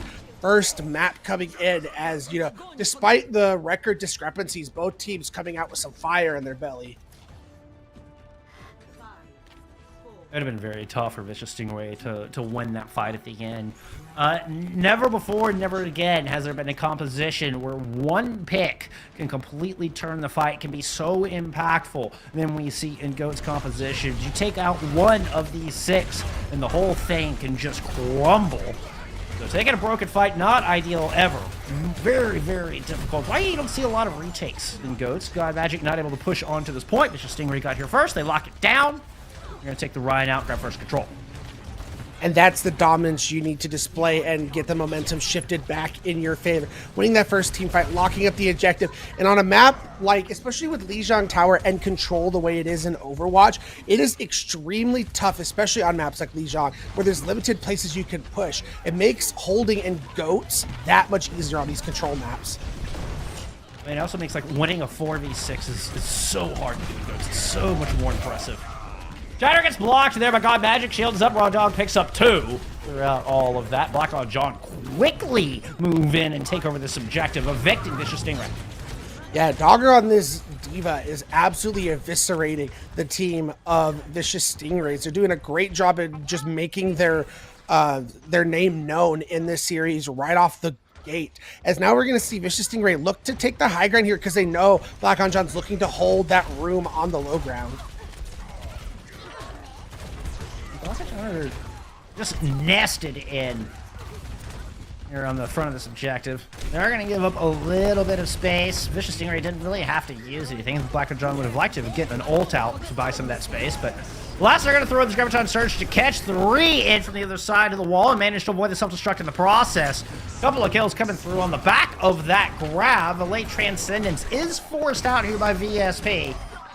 Eventually, Black and John will clean this up. Yeah, and I think getting that Transcendence out, low key, is going to be a huge thing going forward for Vicious Stingray, because now VSP gets to come back with the Graviton Surge, and you're only relying on Rally to try and keep you up through it, and that doesn't provide enough healing to be able to outlast during a grab. I think it's going to be one of these tank ults. Well played. Oh, the Shatter gets interrupted. The grab is out. Sound barrier for Vicious Stingray just padding the stats as they bulldoze through Black on John. It seemed like there was barely even a wall there. Now, in this broken, very, very broken engagement, Xyriff has somehow managed to find 2 kills on the back of it, while Raldugger finds themselves down into the streets of Lijiang. Still, Black on John make their way on to this point. They're not gonna relinquish this. Well, at least not willingly. Dark will rip it out of their hands, perhaps, with that 2-kill self-destruct. Shatter thrown in. We'll get a little devalue by the Transcendence from Zarita. I think that was a counterpin that stopped. Xyriff thrown in a Graviton Surge. Nevertheless, Black on John have not been able to pull this back, despite the best efforts from their Zarya Xyriff. They do get the pick onto Spencer, and they flip the point. I mean, very well done for them to be patient. You know, don't play too aggressive, but still use these ultimates to keep yourself alive in the fight. Allow your teammates to come back, and they're able to clean things up. And now we're looking at final fight territory coming out for the Stingrays. All they're going to have is a Transcendence and maybe a Rally, while Black on John, they have this sound barrier to be able to sustain. Oh, that was nasty. Zarita just takes stress from Warlock's head right off.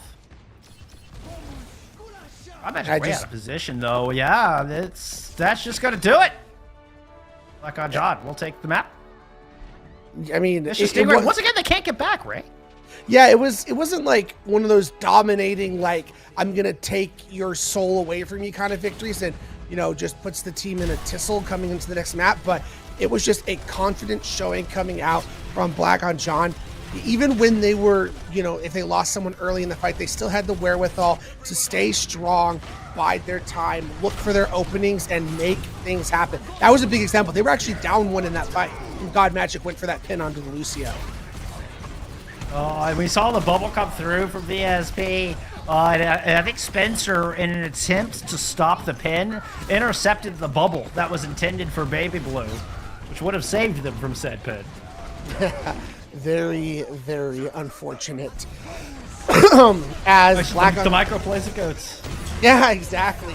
As we mentioned, Black on John, you know, taking a nice, convincing first map win, but we saw in the previous series when I'd Win took that first map convincingly. In came Hypno onto the second map, and they absolutely dominated King's Row. So if you're Black on John, you cannot afford to let up and assume that you got the series on lock. Oh, certainly not.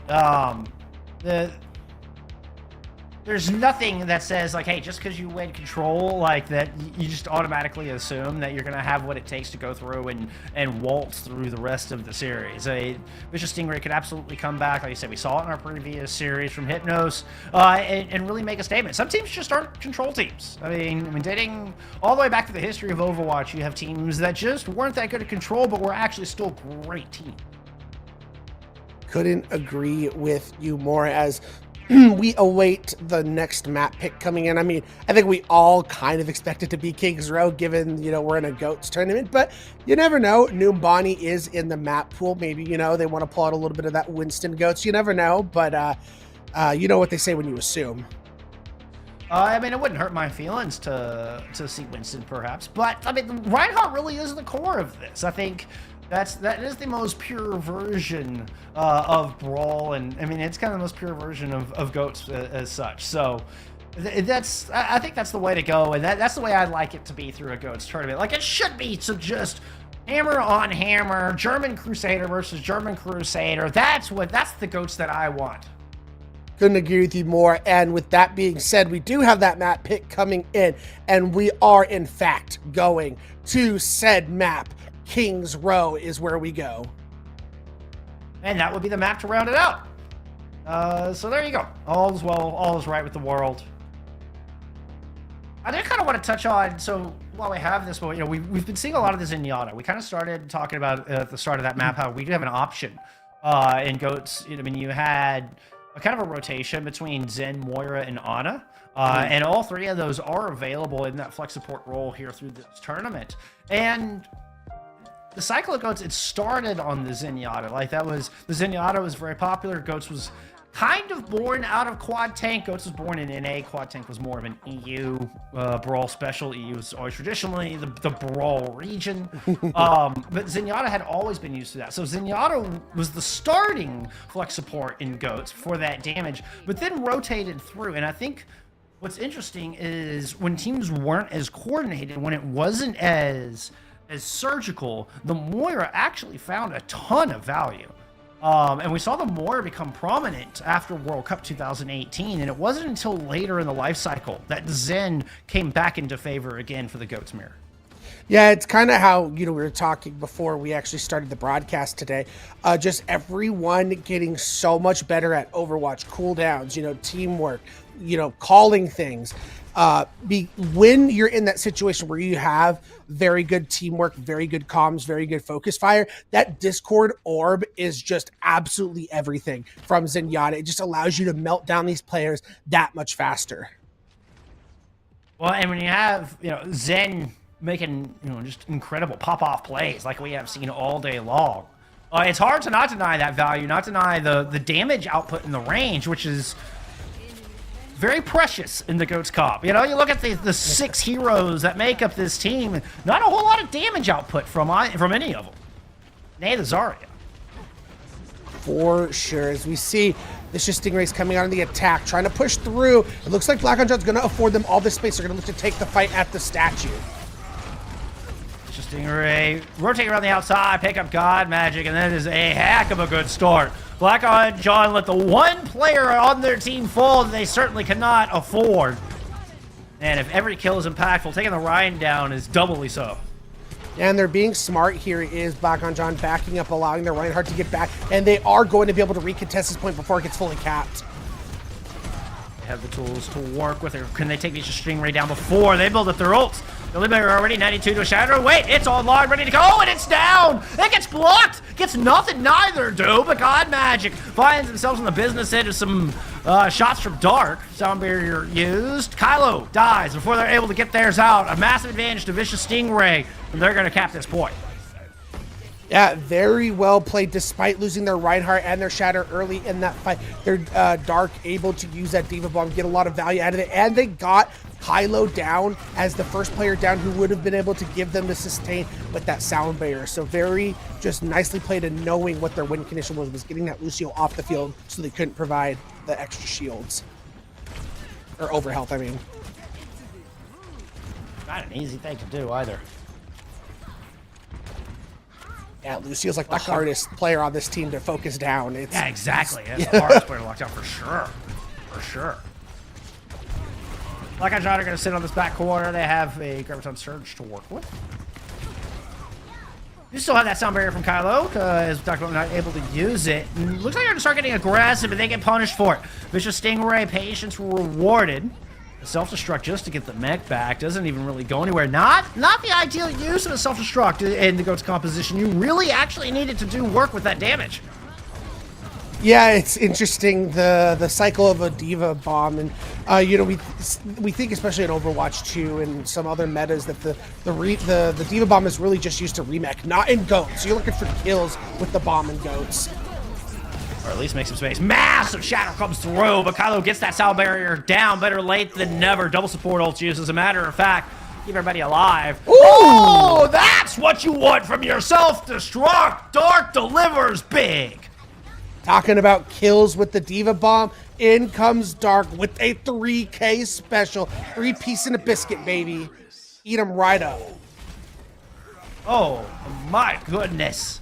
It's just too important. It's too important to work through triple support ults. You need that burst of damage, or even to defend. But that's how it's done. Dark, man, impressive show. Hey, look how deep they're, Dark. I mean, I know you just had a good 3K, but let's not overextend now. Yeah, I gotta be very careful because you will be facing down this rally coming in from Pick a Pepper. They're gonna get really low, but they have the ability to throw this into the fight when things get rough.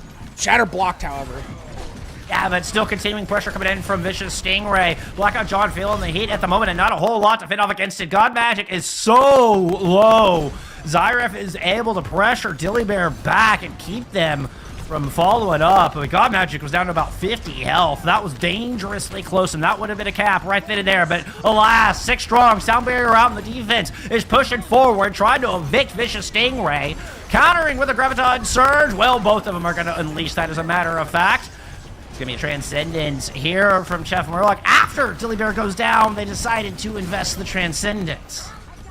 Yeah, that was actually great patience and awareness coming out from Zarita from Black on John. When I saw both the Graviton Surge come out and they not use the Transcendence, I mean, they were in a good position. They were able to grab the other team and get around the corner. Then the other Trans came out and they just were like, we're up in this fight. I don't need to use Trans here. So now they're going to have it to use however they wish in this next fight to continue to waste time on this clock. The perfect counter to a Dillybear Shatter, even used aggressively if they so desire. Curious to see what they do with it, how they hold. Giving up a bit of space here around this corner. You can see keeping distance there from Dillybear. Is God Magic has certainly tracked that Shatter. Now is one of their own. Dillybear with about 50 health is trying to back up, and Zyref will find that kill. God Magic goes pinning in. Will not find the final blow on Spencer due to the rally, but still Vicious Stingray have to invest just to keep themselves alive as they disengage. I mean, again, Black on John found their momentum, being able to win these fights with very little ult investment period. That fight, all they used was the rally. They have been able to dig their heels in the ground, and they're already below 3 minutes on the clock.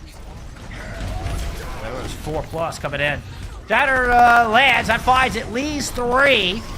Raid is able to float back up, pop the Transcendence, move forward. Now, in response, Graviton Surge, is there anything left to defend? It gets all this damage. Self-destruct was thrown into the mix as well. Nobody dies. The Shatter comes in from God Magic as well as the Sound Barrier, and everybody's going into the pit. No, Dark had boosters. God Magic, you got baited, my friend. You got absolutely hornswoggled. Very unfortunate. I mean, I like the idea of the play, but the Diva's not the one you wanted. It was anyone but the Diva, and you got the Diva with the Shatter coming out. Dillybear from the top ropes was 20 feet in the air when they pressed the Qs. Pepper, excuse me, alongside some friends are able to retaliate, and Black on John have stabilized miraculously. Ridiculous being able to come in the 9th hour and make something happen. 3.5 crucial meters that the Stingrays were not able to get delivered. And there's the replay of that from the top rope. Shatter unable to find anything and was able to focus up and get him down very quickly. You're coming to this next fight, and you're going to have your 2 tank ults. This VSP Grav, I mean, you have it online, but there's just so much on the side of Black on John to work with to try and counter this. That's the kind of players we're talking about, though. Kylo getting that boot, I mean, just completely shut down what could have been a map-winning Shatter. All the time in the world to respond. At least a, capture point-winning Shatter. But self-destructs come out. Not a lot of value coming out from that self-destruct from Darker.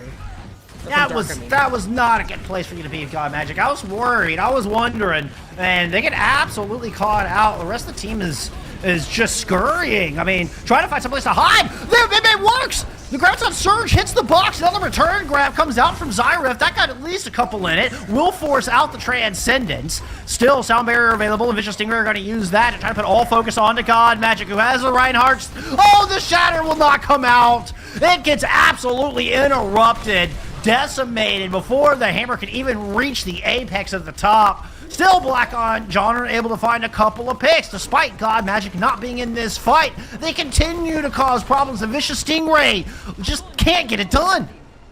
Yeah, and with 10 seconds on the clock, this is where things get extremely tight. They're able to find the D-Neck onto Dark, and the only one coming back from spawn is Dillybear. And this was a gargantuan time bank for Vicious Stingray heading into point C. And Black on John just gobbled it all up. They were looking up at a large mountain as far as that point C defense, and they conquered it. I kid you not, I'm pretty sure they were close to 5 minutes coming into that third point, and they were able to just drain every single second off this clock, and they put themselves in a series clinching position where all they got to do is complete King's Row, and they're moving on to the next round of the round robin, sitting at 5-2. Or 5-3, I'm sorry. Certainly doable. And it feels like throughout this tournament, teams have had an easier time attacking than defending. You know, we think we've seen more full caps than we've seen holds, right? Yeah, I think one thing, if you are Vicious Stingray, as you look to keep your hopes alive in this series, is we see time and time again, I think focusing, God Magic seems to find himself in very bad positions a little bit too often. And if you could just take full advantage of, I mean, not that they're not taking advantage of it, but if they can continue to do that, I think that's their way back into stopping them from capping all 3 points. Well, and Vicious Stingray have done a good job of catching God Magic out. It's what they do after that. It's exactly kind of where they seem to fall apart. You know, we talk about it a few times through an Overwatch where it's like everybody focused, the focus fire is good, the comms are good in the early stage of the fight. You get that first kill, then what? Black on John have been able to pull back at least 2 fights where they lost their Reinhardt early and still they managed to turn the fight around. And now here, Black on John get first pick. Now they've got the 6v5 in their favor as they move on to this objective to try to cap point A. Discord Orb means Dilly Bear falls with a quickness. Yeah, you felt like in the blink of an eye, there goes the point capture coming out for Black on John. Losing 2, you're probably not going to be able to recontest here. Looks like they might try to make an attempt. Nah, they're just going to look to play this archway, which I think is the smart position. This archway offensively is going to be extremely hard to push through because it's such a narrow area for you to try and make your way through. Black on John pretty much are going to need ultimates unless Zarita, possibly Zyref, can find an early pick to try to open this thing up. Otherwise, they're going to have to sit here and try to build towards something. Transcendence being the closest, but look at the defense. VSP has a Grav ready to go, and you can see Vicious Stingray are kind of inching forward, getting more and more aggressive as time goes on. And there's the grab. Narrowly avoids the defense matrix. Transcendence from Zarita keeps her buddy alive. Black on John still 6 strong as they look to retaliate, pushing through this choke. Graviton Surge now coming out for Black on John, and it's a big one. Yeah, that caught 5 in it, and 3 immediately melt. Good patience for Black on John as they managed to wear the attacks while they built up their own ult and then counterpunch beautifully. You know, one of the things we kind of say a lot of the time as casters, sometimes the later sound barrier is the better one. In that case, the later Graviton Surge ended up being the better one. Very well played coming out from Zyref. This Zarya duel between VSP and Zyref has been a beauty to see. Both have had incredible moments. And then the kicker on the later ultimate being the better ultimate is assuming you can survive the first ultimate. Yep. They got a sound barrier. It's Black on John with the second sound barrier in this fight. Vicious Stingray have no cover to work around. Gotta use a shatter here, try to create some space. That found 3 and God Magical fall. Actually, God Magical's not caught in the shatter, but ends up being the brunt of the focus here from Vicious Stingray's defense. As Black on John is just doing the very smart thing and trying to get out of dodge. I mean, Kylo's able to get caught, but everyone else is going to get out, and you're not going to feed ultimate charge. I say that. Vicious Stingray is looking to get aggressive and look for these picks. Exactly what they need to do. 4 minutes on the clock, so that they know if Vicious Stingray win a quick fight here, that this could snowball out of control quickly. So, or excuse me, if Black on John do. So the defense from Vicious Stingray getting aggressive, I really like it. Not crazy about that self-destruct. As there is a bit of shenanigans going on here in the back. That was crazy. Literally, I had to hear Prod tell me that. Like, that's how subtle that was coming out from Black on John. That was insane to be able to find that C9 when it happened. They're just continuing to sweep and find these late staggers. They're going to be able to get all the way to this final turn of the payload before you get a regrouped fight from Vicious Stingray. How the hell does something like that happen? Graviton Surge in from Vicious Stingray as they try to stop after that, I mean, just demoralizing sacrifice of the point. They are able to find the picks and stabilize a bit. I mean, the one thing you can look to if you're Vicious Stingray is, hey, Black on John was able to do what we need to do to them that they did to us. So this is not over. We can continue to snowball these ultimates and waste all this time on the clock, and we can be forcing him out number 3. Unbelievable. I'm still just in shock. One falls here from the Shatter from Dilly Bear. But the kills are going the other way. It's got Magic Pins way deep into Vicious Stingray territory. All Bubbles Jizz had tried to keep Dilly Bear alive as they continue to back up into the corner. A good eat onto the Graviton Surge is good news for Vicious Stingray fans out there. Transcendence try to hold off through this sound barrier and get some spawns, get some reinforcements on this point. But Vicious Stingray continue to lose players. Chef Murloc, the most recent to fall, as that self-destruct takes down Dark. And Black on John complete the map, close out the series. It'll be a 2-0 as they finish Kings Row. Yeah, it felt like that C9 was extremely demoralizing to Vicious Stingray. They were not able to regain their composure ever since they allowed that to happen. Black on John able to take full advantage, and they'll be moving on to the next round of the round robin, sitting at 5-3, a very impressive record, hoping to get themselves after today into the knockout stage of the tournament next weekend. Players, I want a replay code of that one. Somebody DM me that replay code. I want to know what the heck. How does that happen in GOATS? How do you get a back cap in GOATS? Like, oh my goodness. I mean, that had... What did they Great Bamboozle them? I mean, what on earth happened? One would have to think, the Lucio snuck around and did that. Either the Lucio or the D.Va had to have done that. Yeah. But you feel like if you're... Self-destruct was there. Like, there was a random self-destruct usage, which makes me think it was the D.Va. Yeah, and you feel like if you're in that position and the team doesn't have their D.Va, how are you not able to capitalize and win the fight when they're down their D.Va? No. Because Black on John was able to regroup and win the fight as well. No, but the self-destruct came from the choke. The self-destruct, I think we saw the self-destruct flying from the point A choke. I don't think it was the D.Va. Plus, like, I mean, not only how do you win the fight, but how would you not notice? Like, D.Va is one of the heroes that that you're looking at, like that you're constantly tracking the defense matrix usage. You're constantly watching the D.Va and analyzing exactly the timing on that defense matrix. So how they would just not notice the D.Va wasn't there, like that, there's no way. It had to be the Lucio. It had to be the Lucio. Nuts. Yeah, man, we're getting it all in this tourney, Ray. Yeah, I mean, there's just been so much intrigue and so many just jaw-dropping moments, and we're only in match number 2.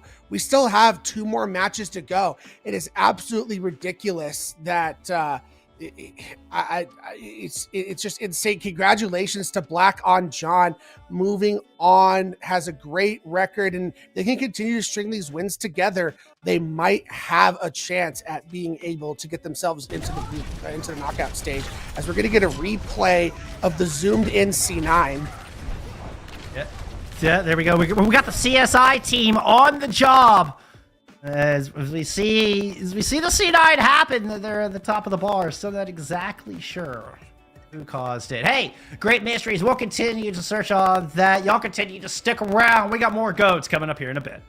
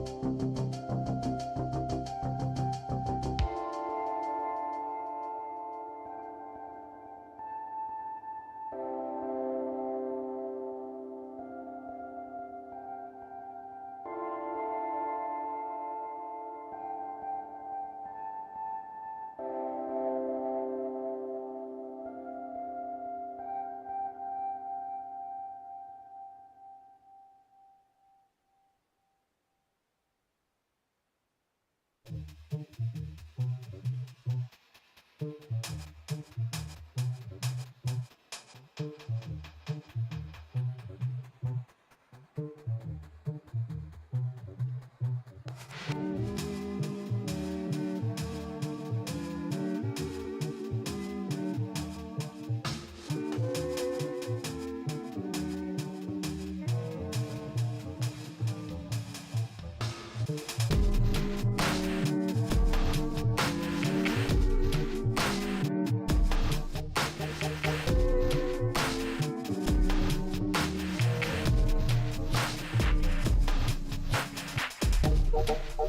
you.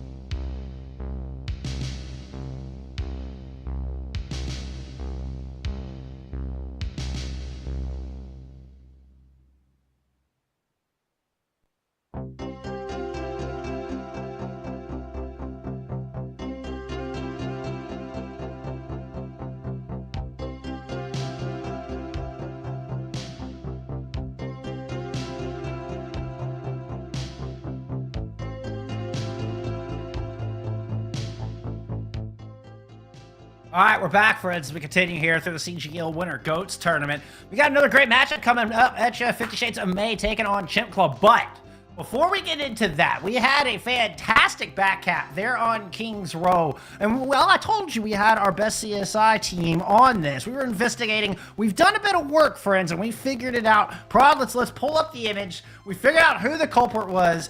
It's none other than Zarita. It was the Zenyatta, y'all. The Zenyatta back cap the point on point B at Kings Row. You see the little blue Zen there in the bottom left-hand corner of your screen. This means the Zen went up through the house, all the way through the upstairs, all the way around, down the long hallway, out the catwalk on the back of point B, and dropped down on the point without being noticed. Unreal, Ray. Unreal.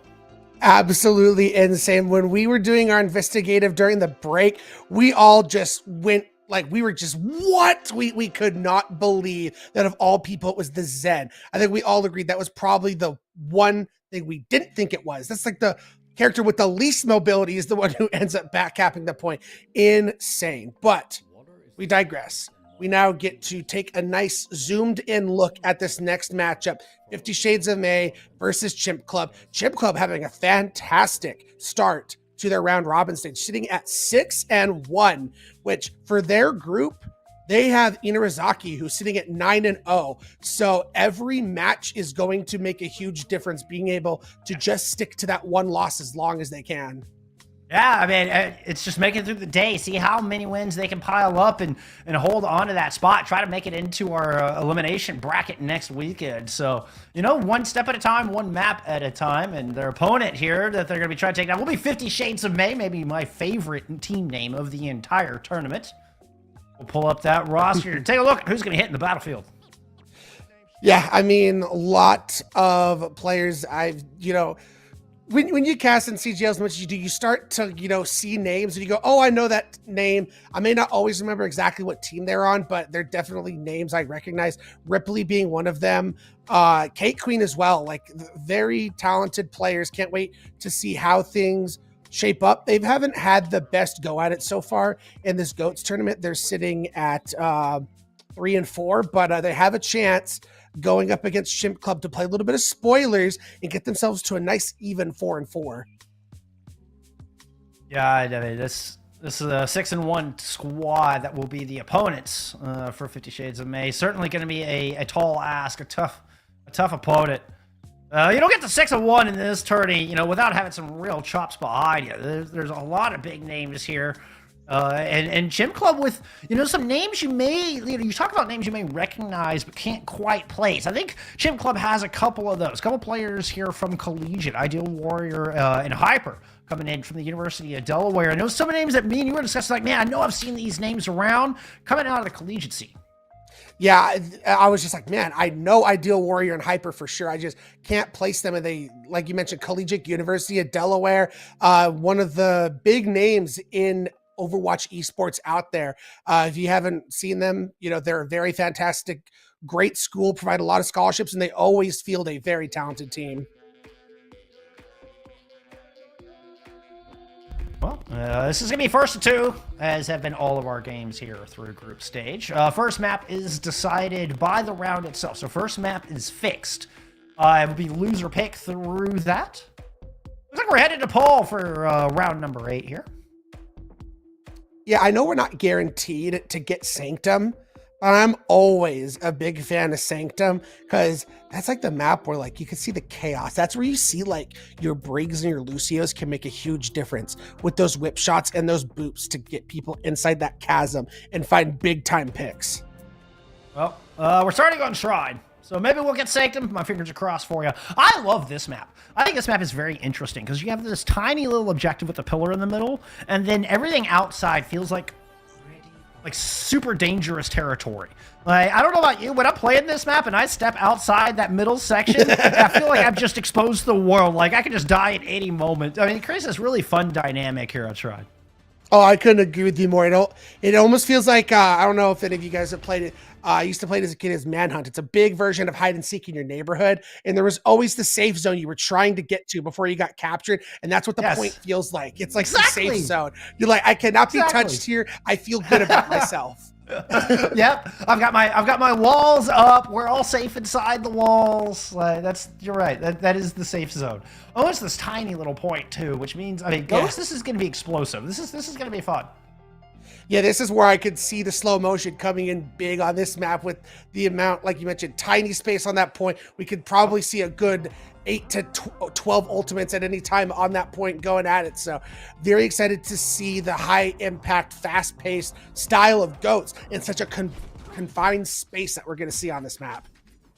That puts a lot of pressure onto the Reinhardt and the Brig, I'd say, playing that close quarters.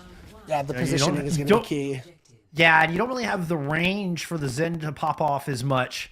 I mean, all about keeping your Reinhardt alive here. As we finally get this third match of the day underway. Zappy's already down. Oh no, not a good start for Chimp Club. The 6-1 squad, well, they lose their Zarya early and all their damage with it. 50 Shades of May just exploding forward. They're going to just try to hold this line. Melted down Oates. Ooh, Oates just narrowly getting healed up in time. The question is, their Zarya is back, already got taxied by the Lucio. Question is, have they taken too much damage to really re-engage here? I mentioned the ult charger promptly building here for 50 Shades of May. Speaking of, what a massive shatter from Ideal Warrior. I think that caught 50 Shades of May completely surprised. They did not expect that at all. The big pin is going to put Oates up against the wall. They're able to fly out of there, and Cake Queen falls. Chimp Club, fine. A couple of quick picks, so they should be able to flip this. We'll see what happens here with the pause. Legitimately, Boskek, that felt like, we talked about on 2C specifically, when you ultimately end up losing that first fight extremely quickly, are you able to build ults in a losing fight? And in that question, Chimp Club was, and I don't think they were expecting that shatter to be online. Plus, we even saw their Lucio had sound barrier already. If I was a team and we dominated that first fight, I'm like, there's no way they're going to be having shatter and sound barrier to come at us with. Oh yeah, you can tell just from the way 50 Shades of May were playing that, how aggressively they pushed towards that outside towards Elephant. They did not see that shatter coming whatsoever. Trashman Loose did not even think about putting a shield up. I mean, and who can blame him? I would not have tracked Ideal Warrior getting that up that fast. It's going to be an early self-destruct, start things off. Graviton Surge from both of our squad. No, I'm sorry, Cake Queen still holding on to this. Trashman Loose did unleash their ultimate, and finally the grab comes through, but 50 Shades of May can't get any kills on the back of it. Support ults in droves here from Chimp Club. The rally armor still persisting as Chimp Club is just going to turn the corner and unleash a torrent of hell onto 50 Shades of May. Yeah, Willie going down there. Zappy finding 2 kills, and after getting picked off early in the first fight, they are coming through strong on this Zarya. Now has lapped Cake Queen in this Graviton Surge build up. As now Willie, however, is going to be able to provide the rally to the team, and Ideal Warrior's down. Quite see what happened. Looked like it might have been a big bastion. There's going to be a shatter used defensively to try to prevent any follow-up from Zappy's Graviton Surge, and it is successful in doing so. Looks like Hyper kind of got separated from the rest of the pack. That is just a free pick. Oh, nice move. Hyper kind of dodges themselves up to the high ground where the Transcendence was going and manages to survive. Trashman Loose thought they had an easy play, but eventually they start to feast as the Graviton Surge from Cake Queen is unleashed onto the point. Yeah, ironically, Pixel's doing a great job of dodging and weaving there on the Zenyatta. The point is going to flip, but I mean, very well played, as now you just need to die and regroup. You got up to 76%, and that's going to be a good spot to be in if you're Chimp Club, as you are going to have this Graviton Surge online. But 50 Shades of May did a great job of not overcommitting to that fight. They're going to have ultimates to be able to combat as we progress to the next fight. Porta ults, most notably. Passing around through the top. Graviton Surge out early here from Chimp Club. Is self-destructed in the back, Shadow throw down, and after the dust settles, Ideal Warrior finds themselves back in spawn and Oates without a max. So Chimp Club tried to come in and unleash the ults onto the point, but the support ults were there, perfectly used, there from 50 Shades of May. And they're able to keep their sound barrier alive too. So while if you're Chimp Club, you'll be able to come into the next fight, whether Trash Man uses this shatter, or Willie, uses this rally, you're going to be able to have the sustain to be able to provide to your team coming into what is final fight territory for Chimp Club. I mean, just final fight territory, period. Whoever wins this fight thinks going to take the map. I guess there could be time for Chimp Club or for 50 Shades of May to come back and get another one. Gonna be a bash shatter in, perfectly executed. Fine stream, but Lesley not caught in that. Gets the sound barrier down and the self-destruct turns the fight the other direction. Chimp Club now moving on to this point, and they've got 3. They're gonna run off the D.Va and everybody else for that matter. Yeah, you got to get out. Okay, you do lose Willie. Point's gonna flip. You're gonna be in a position where you definitely are gonna get one more fight out of this. The dangerous thing you're facing is you're going to face a Graviton Surge, and you have not built up to these support ultimates to counter it yet. They really need to get those online fast. And then their back's against the wall. They don't have time to sit around and wait. Somebody's got to get on to this point. It's going to take a Herculean effort here from the supports. Graviton Surge used early. Zappy caught the Lucio with that. Will fall, but did initiate overtime. Loaf there with the Transcendence. At least one of the support ults is online. 50 Shades of May have a glimmer. Can they do anything with it? Ideal Warrior getting forced back. Gets the shatter up. There it is. Ready to go. Trash Man loose. Turns the corner and runs right into the shatter. Leslie with the final blow. Ideal Warrior made it up here in the Reinhardt battle. And it's going to be Chimp Club who hang on through this final fight. Take round 1. Very impressive, and this is all we could have expected from, as we mentioned, a close quarters map with goats where everything is just compact in a small area, and it was just chaos as these teams were just battling back and forth, 99-99 ultimates back and forth. Everyone had their moments, and that was just a great map to start off this series. And Chimp Club able with Ideal Warrior with the shatter coming through strong, as we see right there, sealed the deal. Oh, both of the Reinhardts had some fantastic plays. That sound barrier, and more importantly, the positioning from Leslie to not get caught in that huge shatter and actually get the sound barrier up. Pivotal moment there for Chimp Club that allowed them to hang on through that and win that 100-99. Very close round 1. Couldn't agree with you more as we now head over to Village. No Sanctum yet, unfortunately. Maybe 50 Shades of May can give us that map that I've been hoping for, as this is another extremely tight-knit, close quarter point where we're going to see a lot going on in a small area. Yeah, which means all eyes on the run. Certainly is from both of our teams. Discord Ords on both of our Reinhardts at the moment. Yeah, just kind of indicative of the focus from all the damage. Greg taking a lot of it now, which means Hyper had to back up a bit and kind of relinquish a little bit of space.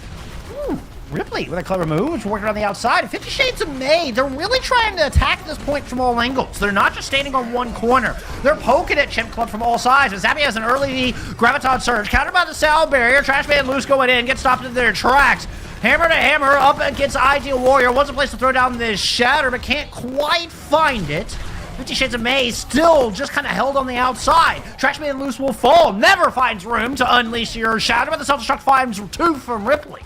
1 in response here from Oates on the point. It's still 50 Shades of May with a player advantage, but no Reinhardt to speak of. Now that player advantage is gone, and they still can't move on to this objective.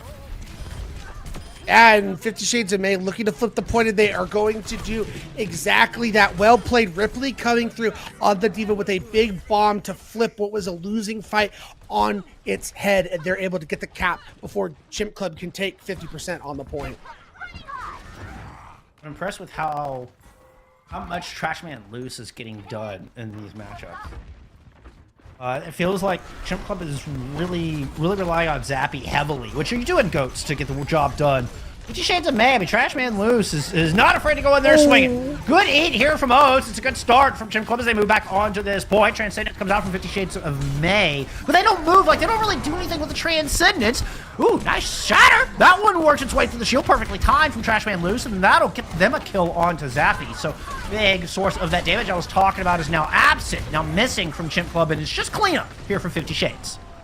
Yeah, very well played coming out from 50 Shades of Grey to force Chimp Club back. They're trying to take that high ground away, but they just got aggressive with their Transcendence when Chimp Club used their trans, they didn't get a whole lot done with it. 50 Shades of Grey able to get a lot done with theirs. So now they're able to continue to hold aggressively like this. Yes, Zappy will be coming in with that Graviton Surge, but you've been able to continue to keep the sound barrier alive for when it's coming. Leslie cannot get caught in this. At least it can't get hit. Oh! The self-destruct completely denies the sound barrier. Unreal. We have really gotten everything today, Ray. And there goes a good old AJ to add to the list. I was going to say, at this point in Bullskunk, there is no way your bingo card is not full. That had to have been the complete bingo card right there. With Ajax to boot. Oh, no. Oh, no. I mean, maybe just thought they had more time than they did. I'm not exactly sure. Maybe it's just one of those things. The pressure, the panic comes through. It's put 50 Shades of Grey in a tough spot as they try to move back onto this point. Perhaps their last attempt on the Paul. Not a lot to work with. Outside of Kate Queen's Graviton Surge certainly could not get this eaten up. Drops it in and lands up close. That's managed to find one. I think it was just a Transcending Zen is the only thing it caught. Shatter, though, now that found 4. And Hyper is going to get just muscled down, battered to oblivion. Sound barrier response and Chimp Club looking to come back in on this 4v5. But Hyper, I think they really wanted that rally. They're still sticking around in this fight, though, Ray. Chimp Club are right on the fringes. They're not going anywhere. The Graviton Surge, no sound barrier online, but a great Diva Bomb to counter. They find Oats. And I think the self-destruct from Oats got booped outside. It was supposed to go in to couple with that Graviton Surge. But Hyper or Lesolite knocked it to the outside. Graviton Surge now in. Transcendence from Pixel and Chimp Club are still in this thing. We are truly in last fight territory at this point. Big man from Ideal Warrior into the back. Bubble will block the Earth Shatter. And Ideal Warrior has been forced into the Himalayas. They are going for a climb. Might as well go for a hike. Have edit. Goodbye, you are out. Meanwhile, back on the point, sound barrier is going, and Zappos has a Graviton Surge. That holds all 5 people in it. There's no support ults to counter. Helium is already down. Loaf is going to go down shortly after. No, manages to stay alive, but that was a Graviton Surge for the ages. Chimp Club looking to close out of the back of it. 50 Shades of Grey don't want to die, Ray. They don't. This is absolutely insane. I thought it was all but over when Ideal Warrior went off the map, but Zappy has come through big for Chimp Club, and that is going to be all she wrote. Chimp Club takes the map 2-0 in a just gangbanger of a match. That was insane. Zappy, who are you? Who are you? You're a Titan. Yeah, at least that's what it says on your photon cannon. That was just ridiculous. I was just like, well, I was getting ready to thank 50 Shades of Grey for taking us to Sanctum once they isolated Ideal Warrior, but in comes a big sound barrier coming in from Lesolite, and then Zappy coming through on that Zarya with all of that damage, able to find those picks, and they're able to flip it when things were looking bad. So, I mean, Chimp Club is showing, even though that was close, when things are looking bad and things are back against the wall, they have that clutch factor, and it's probably a big reason why they're sitting at 6-1 right now. Zappy was exceptional. I know we saw at least one Earth Shatter blocked by Bubbles, and then I mean, it was just so influential with the damage, like so important to the damage output. I would imagine that Chimp Club's like overall damage, I mean, it had to be 35-40% with Zappy, if not more. Oh, could not agree more. They I mean, as you mentioned, they rely on Zappy to do a lot, but rightfully so, and he has been coming through for their team. Unfortunately, there's that Ajax once again. Big momentum swing in that fight when it felt like 50 Shades of Grey were holding so well. That really turned things around for Chimp Club to get back in. That was truly, no pun intended, a Pixel perfect Transcendence coming out from Pixel. They got the. I mean, they were in line of that Earth Shatter and popped the Transcendence between hearing the voice line and the Earth Shatter hitting the ground, and so they're able to stay afloat Keep healing, keep doing Zenyatta things. Well, our lovely producer Hippie in the background has been hoping that we get this map today, and it looks like we are not going to Kings Row this time around. That map pick came in, and we are headed to Blizzard World, folks. Yeah, a little more high ground on this map. I don't think it's going to change the compositions we see, but it does make for a very fun GOATS map because of just the different avenues you can take. It lends itself to a lot of creativity, which is one of my favorite parts about this composition. Yeah, the way I look at it is, to me, Kings Row is a lot more standard in where you take your fights, how you path, and how you do everything. Blizzard World just has so many different pathing techniques you can go. Do you just take the low ground and go to point? Or do you path high ground? Do you path all the way around and take the high ground that's behind point? There's a lot of things you can do just on first point alone. That going right side from the attacker's point of view and going through Griffin through the Mega and coming out behind the objective was a very common strategy during the GOATS era on this map. It would not surprise me to see both of our teams attempt that. It's so difficult to close the gap up the left-hand side when you don't have long-range damage. Yeah, for sure. It's just, like I said, it's just highlighting that there's just so many avenues versus, Kings Row that's a little bit more standard on exactly what you're doing. So that's like the beauty in going to this map as we get the rainy background coming out. Yeah, and I love that's low-key been one of my favorite parts coming into Overwatch 2. It's like the day and night / weather changes they've done. It's been a nice little quality of life thing to, add a little bit difference to maps that we thought we knew. 5, 4, 3, 2, 1. Attackers incoming. Map 2 underway here in our third GOATS match of the day, in our final day of groups. 50 Shades of May looking to see if they can tie up this series after dropping a 2 on Nepal. Starting off on attack, and indeed we'll head towards Griffin Simon. Ooh, look at this Chimclimber getting aggressive. I love this. Chimclimber going to drop down and meet him. Tried to rotate with him. Oh, but decided to think better of it. They're not going to rotate back left. This has created a bit of a complication. One trash man loose wanted to try to take advantage of. Yeah, we do have, The name swapped up top there for a moment, and my brain just absolutely broke. Same. I just now realized the same thing. What's going on? No, 50 Shades of May is attacking. We had it right. It's why I write all this down beforehand.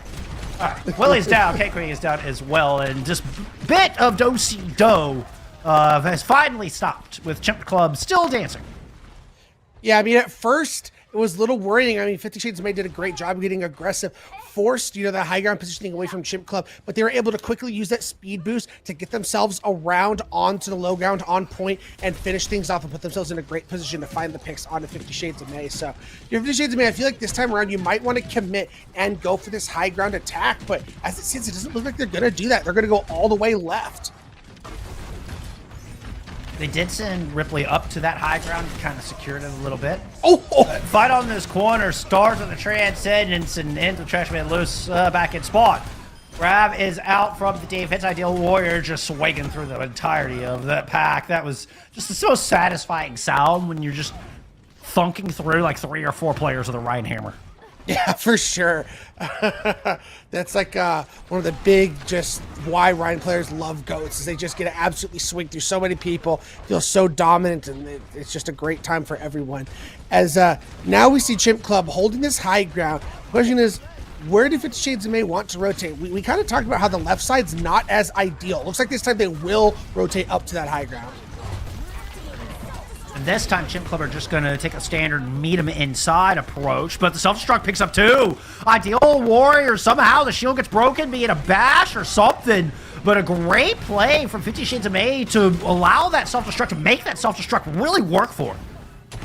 Yeah, and for them chasing those kills on the D.Va and Zarya, that's going to basically buy them this point. Chimp Club will not be able to come back and recontest. They will be able to take a fight at this first choke, but that is the point bought for Chimp Club. It took them a lot longer than they would have hoped, but at the end of the day, they get the deed done.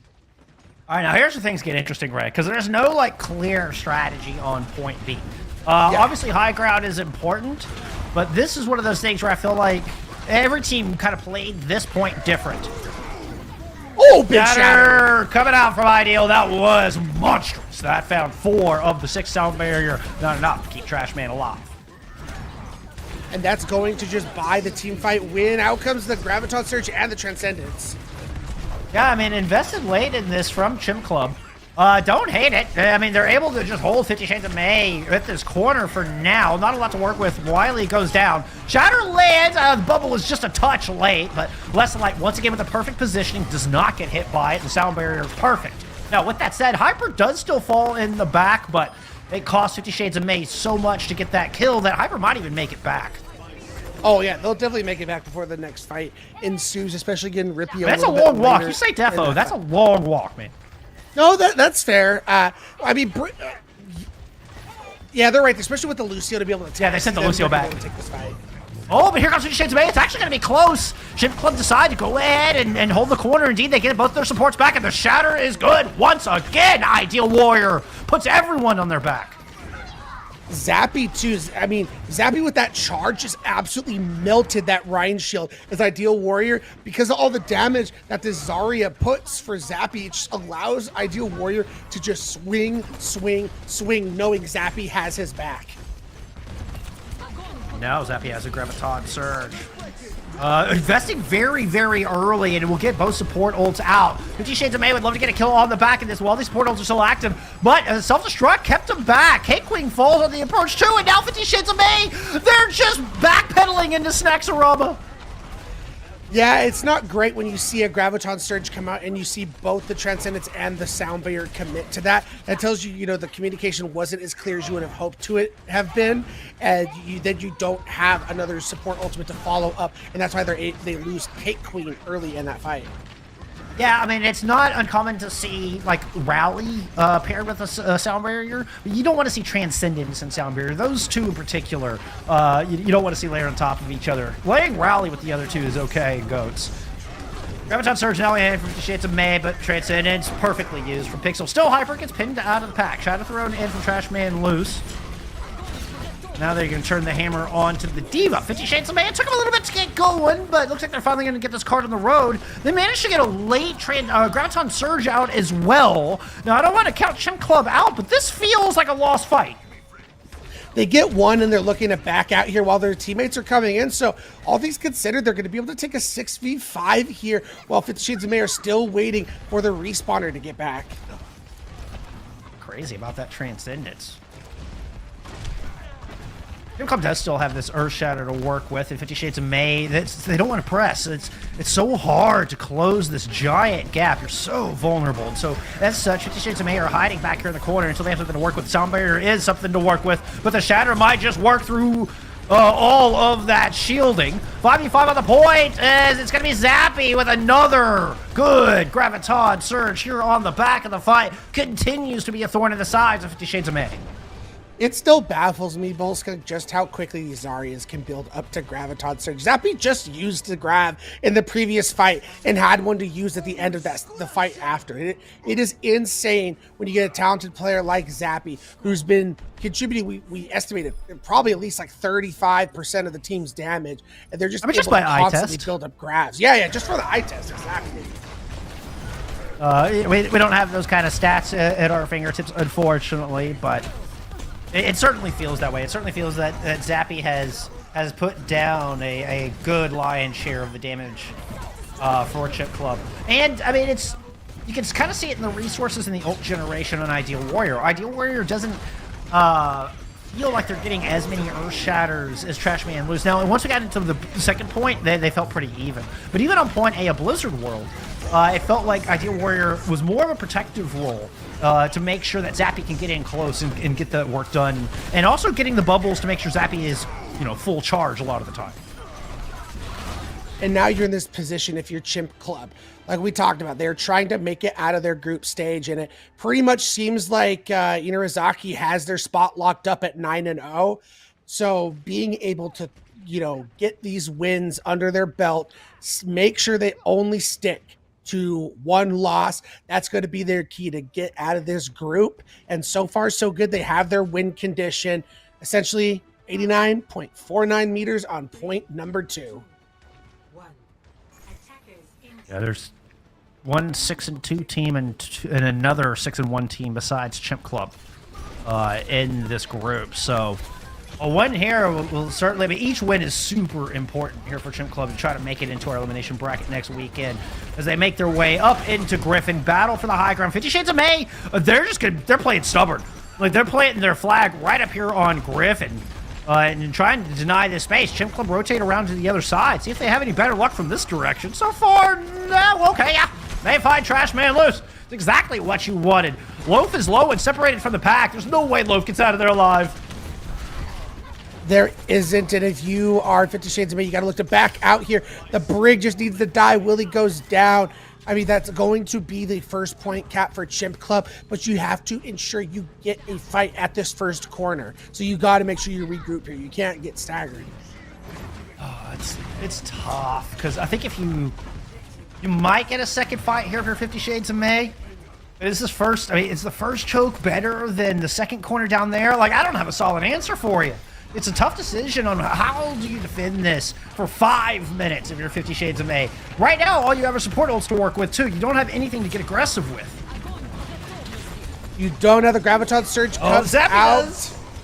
Yeah. Fortunately, they did have that transcend into the good self-destruct from Oats, though. Puts Chimp Club in the driver's seat as they look to move forward. Trash Man Loose will not be able to stop him as that shatter didn't really find much. Now bear your fates, and 50 Shades of May are sweating bullets right now. Trash Man Loose looking in all directions, trying to pin forward and just had nowhere to go. Continues to just fall backwards as Chimp Club are rounding this corner and have the box of victory in their sights. Trash Man Loose is down. Zappy is in your back line and is just cutting through everyone with a laser. You're going to have one more attempt at this if you're 50 Shades of May. Look to regroup, reset, take a full 6v6. You're going to have this Graviton Surge odd line, but Pixel is going to be ready. Has the Transcendence. He is waiting up above. It's got to be the one who contest the car. Doesn't get there in time!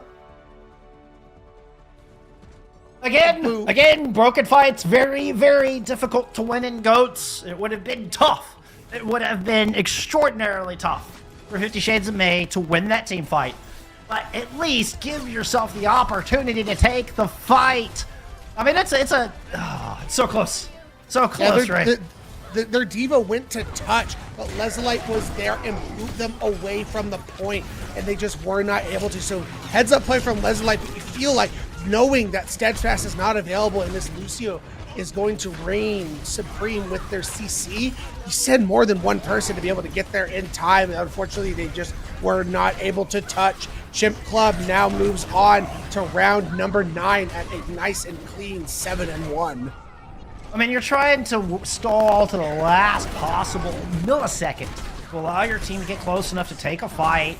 I mean, to give yourself the best chance of winning that engagement. Which I already mentioned would have been an uphill struggle anyways. But, I mean, I feel like they just cut it a little too close. Ripley, I mean, sure, you got to play around the boop a little bit, but I think it was just a timing issue. It was just trying to cut it a little too close. Chimp Club move up to 7-1. Their hopes are alive and well for playing in the elimination bracket next weekend. Couldn't agree with you more as the University of Delaware is smiling proud for Ideal Warrior and Hyper, who continue to look so impressive. And the entire team of Chimp Club, they work so well together. And it's just, it's no surprise that this team is sitting at 7-1. Zappy. I mean, Zappy's personally my MVP of the match. Not a name I'm familiar with before today, but holy cow, again.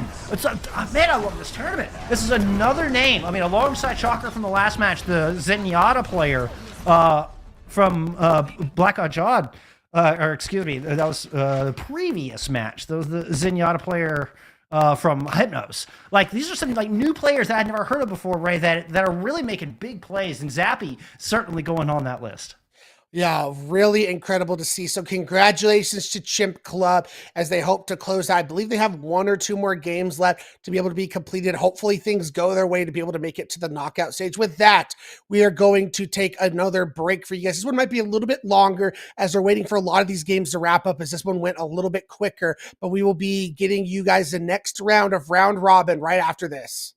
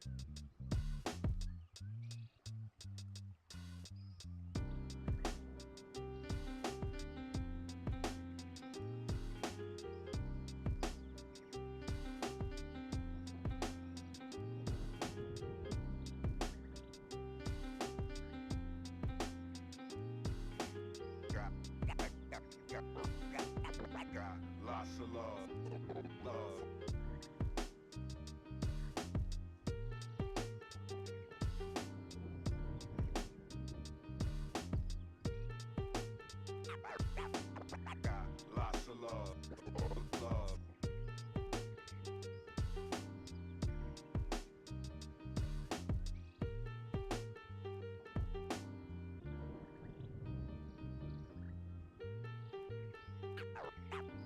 Got lots of love, love.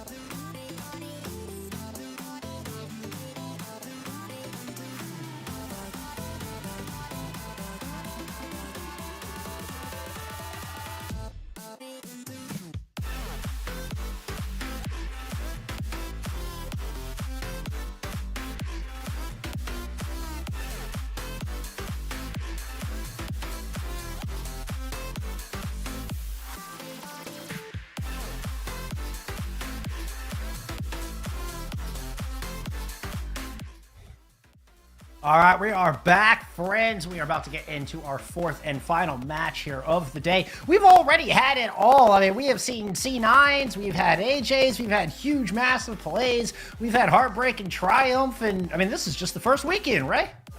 Yeah, very excited to see as these groups start to wrap up and we figure out which teams will be moving on to the knockout stage next weekend. We got a matchup between Neza Lovers and Petitos. So both teams, they've had their fair share of ups and downs throughout this weekend. Neza Lovers sitting at 5-2 as I'm looking at it right now. Not sure if any of the matches have been updated yet. It's going to be really tough, especially in the division they are with Crazy 88 sitting at 9-1 and Redbirds at 9-0.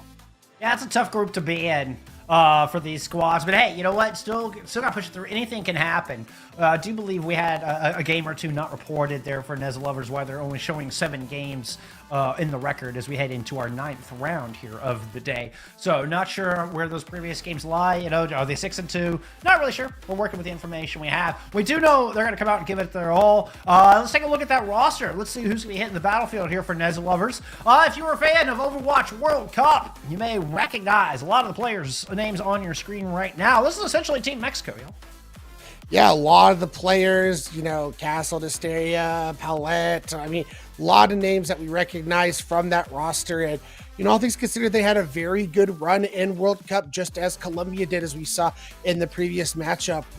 So very excited to see this team make their stake in this GOATS tournament. Yeah, big fan of this squad. This is like grassroots Overwatch. You're talking about players who are building up in a region that doesn't have much representation and really fighting their way to become known and to become respected here in the Overwatch scene. Love this squad. 5-2, like I said, coming in. Their opponents, let's take a look. They're going to be taking on Petitos here in our final GOATS matchup of the day. These are some names I'm not as familiar with. Yeah, I would say the same thing. A lot of these names, off face value, I don't really recognize, but I mean, they've done pretty good in the GOATS tournament so far. They're sitting at 4-4 currently, I believe this is the last match for both of these teams, because I think technically this is like the last one on the schedule from what I was looking at. Just the other matches haven't been reported yet. So hoping Petitos wanting to at least get positive in this tournament. Hopefully they can do that right here in this matchup. Hey, you know what? And for their final match, get to be on stream, get to see these names in front of all you beautiful people. I get to highlight some talent around the scene. It's one of my favorite parts of these tournaments is discovering new players. Couldn't agree more. And as we are now in round number 9, we got to start out somewhere, and the map rotation has come back to the beginning when we started. We're starting out on Antarctic Peninsula. Yeah, so first map set here, according to what round we're in, is a fixed map. Will be loser pick, and it is 1-2, as you can see at the bottom of your screen. This all the way, this is our final match of the round robin. Things will change once we get into the Elim bracket, but for now, we're sticking with this rule set. Yeah, it's going to be great. I mean, we talked about, with Antarctic being such a new map and was not around during the GOAT season. It's really nice to see how these teams approach these maps. I mean, in our first match, we saw Labs and Icebreaker. So I would love to see the third one, Sublevel. Would love to see that one, especially with the amount of high ground that map has. Being able to see how these teams are going to elect to attack that one would be really cool to see. This has been a lot of fun to watch. I mean, it's such a different mindset playing GOATS versus what we traditionally see in Overwatch 2, where DPS have become, they're maybe difficult to play, but they're still very prominent, where you can rely on a big pop-off DPS player, Proper or Kevster, or, a big name to come through and really carry on a hero like Sojourner, Tracer, or Widowmaker. You don't get that in GOATS. It is a full team effort, and sure, you get pop-off moments, but it requires a complete team effort to be really good at it. Yeah, the way I look at it, sometimes you might see the Rhine in the kill cam, but that doesn't necessarily tell the story of why that Rhine was able to get into the kill cam. Maybe the Zarya did a lot of that damage and the Rhine finished him off, or the team was able to, bubble him up and allow him to get up there and just start wiping people out. I mean, it's just the kill cam doesn't necessarily always tell the story. No, certainly not. I mean, there's a lot of layers. There's a lot that happens in any GOATS engagement. I mean, it's such a complicated composition to play. It's those little macro things. I mean, there's not only does it not tell the full story, the full tale of what you see in the kill feed, but there's more likely than not 3 other things that happened that you didn't see, or we didn't pick up on, that went into making that play. Like, there's so much that happens. It's such an iceberg of a composition where what you see really is just the tip of it. Like, there's so much happening underneath the surface. It's almost impossible to keep up with everything going on. Yeah, based for any of you guys who have been watching, just to kind of build off what Bolsync was saying there, how we have after the rounds conclude, we have like the mashup of all the replays we see, and I'll be watching it as I'm talking, with you guys, and I'm like, oh, I didn't notice that when I was watching the first time. Oh, I didn't notice that either, and it just lets us build off more talking points. It's really cool just going back and watching something over again, how much you realize you didn't see the first time. And it's funny seeing how much you can kind of tell a little bit players that played in GOATS and the things you have to look out for, because it's changed, and we, certainly out of the habit of watching for brink stuns when you're going in for an Earth Shatter. You're out of the habit of being able to get booped 3 ways from Sunday as a Reinhardt, where you've got a whip flail and then a Lucio boop, and then the Diva runs into you, and suddenly you're feeling like a ping pong ball as a Reinhardt. Like, we're not used to that as Ryan players anymore. And it kind of hits these kind of dormant spots in the gray matter that you're kind of waking up a little bit, like, whoa, all right, I can get back in my GOATS rhythm here. Could not agree with you more. That is the beauty we have seen, but looks like there's a little bit of troubles happening going on, so we're going to cut to a quick break while we get all of this settled in, and when we come back, we will be bringing you the first map live. We'll be right back.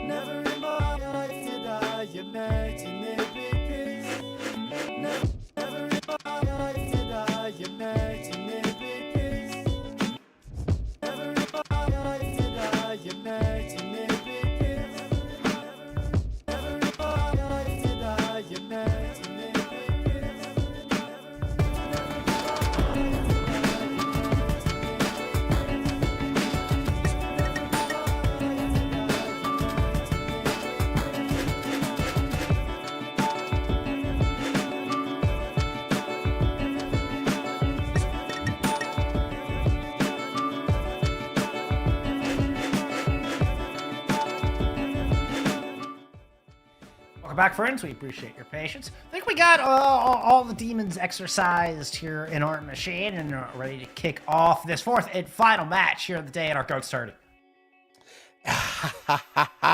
And the RNG gods have blessed us. We haven't got you guys in the map yet, but just so you guys know, we will be starting on sub level. So very excited. It was the one map we did not see in the first matchup.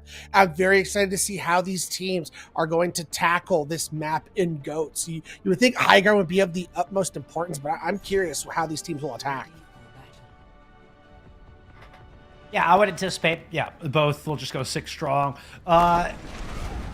Because if you don't, then and you leave the other team to get high ground, they're just going to sit up there and melt you. I mean, you put a Zarya and a Zenyatta on that high ground and just let everybody else protect them. It doesn't matter if you have control of the point or not. Whoever's got that high ground seems like they'd inevitably get the kills. As the timer ticks down to begin things off, just standard across the board, nothing special. I thought maybe if we saw Winston Goats, this might be the map, but, you know, no surprise. Reinhardt, you know, just like we said, good old generous, you know, down to the earth Goats play here.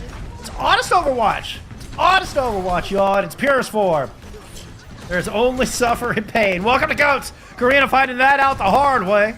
And Sopo finds that kill. Castle. We normally saw as a more of a main tank player here on the Zarya. Excited to see. It's certainly going to be a name I have a feeling I'm going to be calling out a lot here in this series.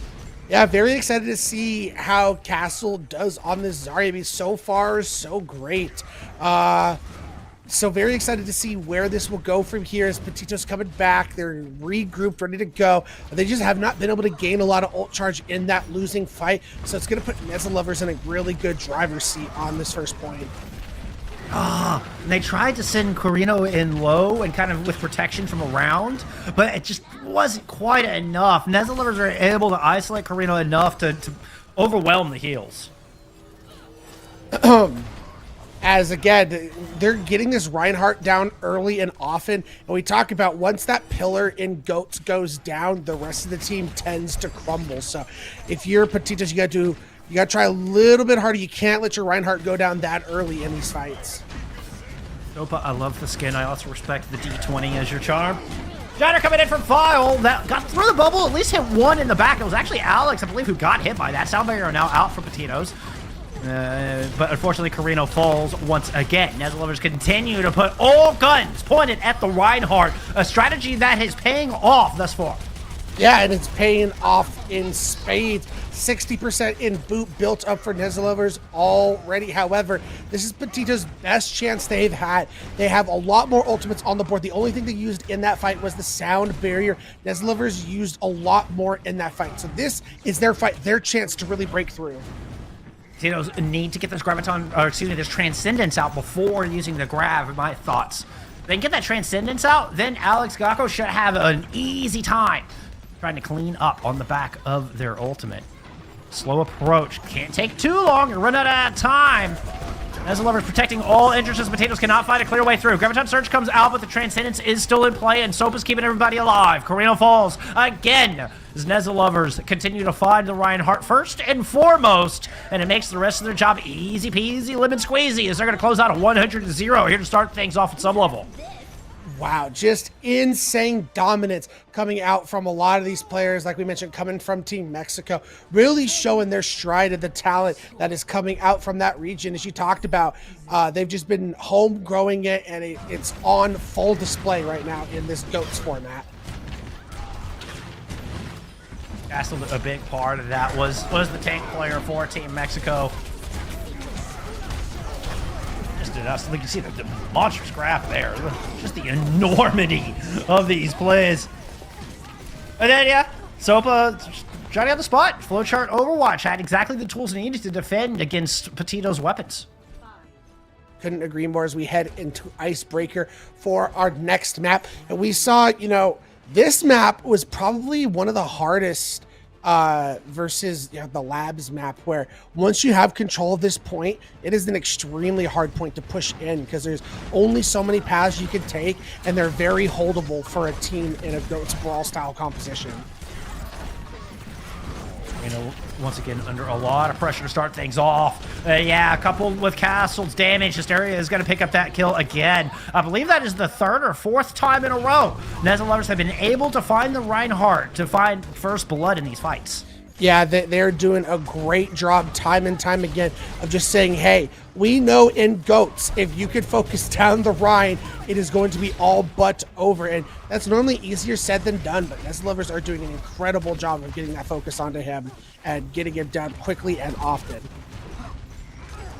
Can you adjust teammate? Look at that early. Early, and Corino's already in critical health. Osgako steps up for the moment and Castle falls. There you go. First real side of life we've seen, but a shatter from the other direction from File could just put Potatoes right back in the spawn. File does eventually go down. Corito is still here in this fight. Not something we've been able to say very many times on Antarctic Peninsula. Pin will put Hysteria right back towards their team. Not able to quite demech them just yet. Hysteria actually sticking around to buy as much percentage as humanly possible. Yeah, and they will finally go down, but 45% in boot. Because we're going to see more people coming into the grab comes in. Not sure about that one. Shatter was thrown in for both of our Reinhardts, as a matter of fact. Carino getting the better end of that deal. Yeah, very surprised to see the grab being thrown into that fight. I mean, you will get it flipped up, and a lot of percentages now going to get built, but that's less tools for you to use coming in to these future fights as Nezla Lovers getting really close to a Graviton Surge of their own. Castle just used their grab. Nuts how fast these Zarya's build these. Carino very low. Bubble use. Graviton Surge gets everyone. Carino falls immediately. Transcendence is late, as is the Sal Barrier. It's a 4v6 favoring Nezla Lovers as they chase down the Zenyatta. Poor little monk just didn't stand a chance. And there goes the point flip coming out. But if you're Potatoes, you got to be feeling pretty good at being able to match that percentage. However, you're now in a position where the only tool you really have at your disposal is this grab that you're going to have. But Nezla Lovers has so much. The only thing they used in that last fight was grab. They just have so many tools to continue to snowball these next couple fights. And like you said, Castle just used grab. 85% to another one. Shatter out though, and Karina is dead. Castle will not even need that Graviton Surge after the beautiful combo from File and Hysteria. Yeah, as one last chance for Potatoes to try and keep their hopes alive on Antarctic Peninsula. They're going to be facing down a grab plus support ultimates to keep their team abrupt and alive, as they don't really have much to work with. They'll get a rally and maybe a shatter to work with here, Bullskunk. Gonna be the grab out first. Castle getting aggressive on it. And we'll take down some of their Latin counterparts here on the other side. This is gonna be Nezla Lovers closing it out on Antarctic. Complete mastery over the macro and micro. It's exactly what you need in GOATs. Yeah, Nezla Lovers absolutely dominating this first map on Antarctic Peninsula. There were some, good moments from Potatoes. I mean, they were able to get about half the percentage on that second point, but they're going to have to string together a lot more, and they're going to have to do a little bit better job of protecting their Reinhardt. I felt like that was the main issue. Time and time again was the Reinhardt going down early. It's hard to tell when things are, going crazy. I definitely see the bubbles coming in on time and, working well. One thing, I'm not saying this is true, it's just, talking out loud, thinking about what issues could arise. Maybe, the defense matrix isn't as potent as you're wishing and eating enough damage as much as you would hope. That, or, man, Nezla Lovers are just unleashing so much that all the amount of resources does not matter. They're just putting out that much. And well, especially from a Zarya point of view, you have 0 charge running into these fights, and you're running into an 85 charge castled.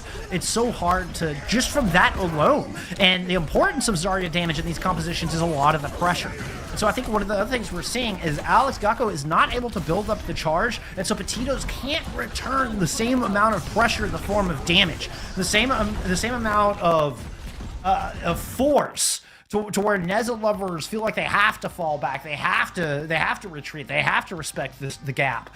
So far, Potatoes have not been able to put out that level of damage, and I think that's another one I'm going to keep my eye on. Something Castle has been doing in spades. Yeah, you mentioned now known for being a main tank player back on Team Mexico. I mean, it seems like, especially, in Overwatch 2, we talk about how flexible these tanks have to be, and it seems to be showing itself really well for Castle on the Zarya coming into GOATs. As we do have that next map coming in. And we did take a little bit of a sojourn away from King's Row. I thought I saw King's Row on there, but I was wrong. It looks like we are staying on that sojourn and we're going to Blizzard World. Okay. All right. Blizzard World again. Oh, it's our lucky day, right? We get Blizzard World twice. Yeah, man. Very excited. excited. Everything. We get the quintessential maps in King's Row, as far as Goats Hybrid to start things off. Then we get a little bit more of the fun stuff, a more creative side of Goats with a little bit of Blizzard World. You know, making a little callback to your bingo card, I think the only thing that we possibly didn't see that possibly could have been on the bingo card was a Numbani pick, but that's a far stretch one. That is unlikely to ever see in a Goats format. But maybe next weekend. Yeah, outside of that, man, we have just seen so much craziness. We've seen anything from crazy 4K bomb plays to a Zenyatta C9 to an Ajax. Like we've gotten the full Goats experience this weekend. I can't believe we had a Zenyatta bat cap. I have seen my fair share of bat caps. I've seen my fair share of bat caps here in CGL. All right? I have never seen anything like that. I've never seen a Zenyatta get a bat cap in a Goats matchup. Oh, goodness. Anyway, I've also never seen Team Mexico play Goats. This has been something special. I'm telling you, this squad is good at Goats.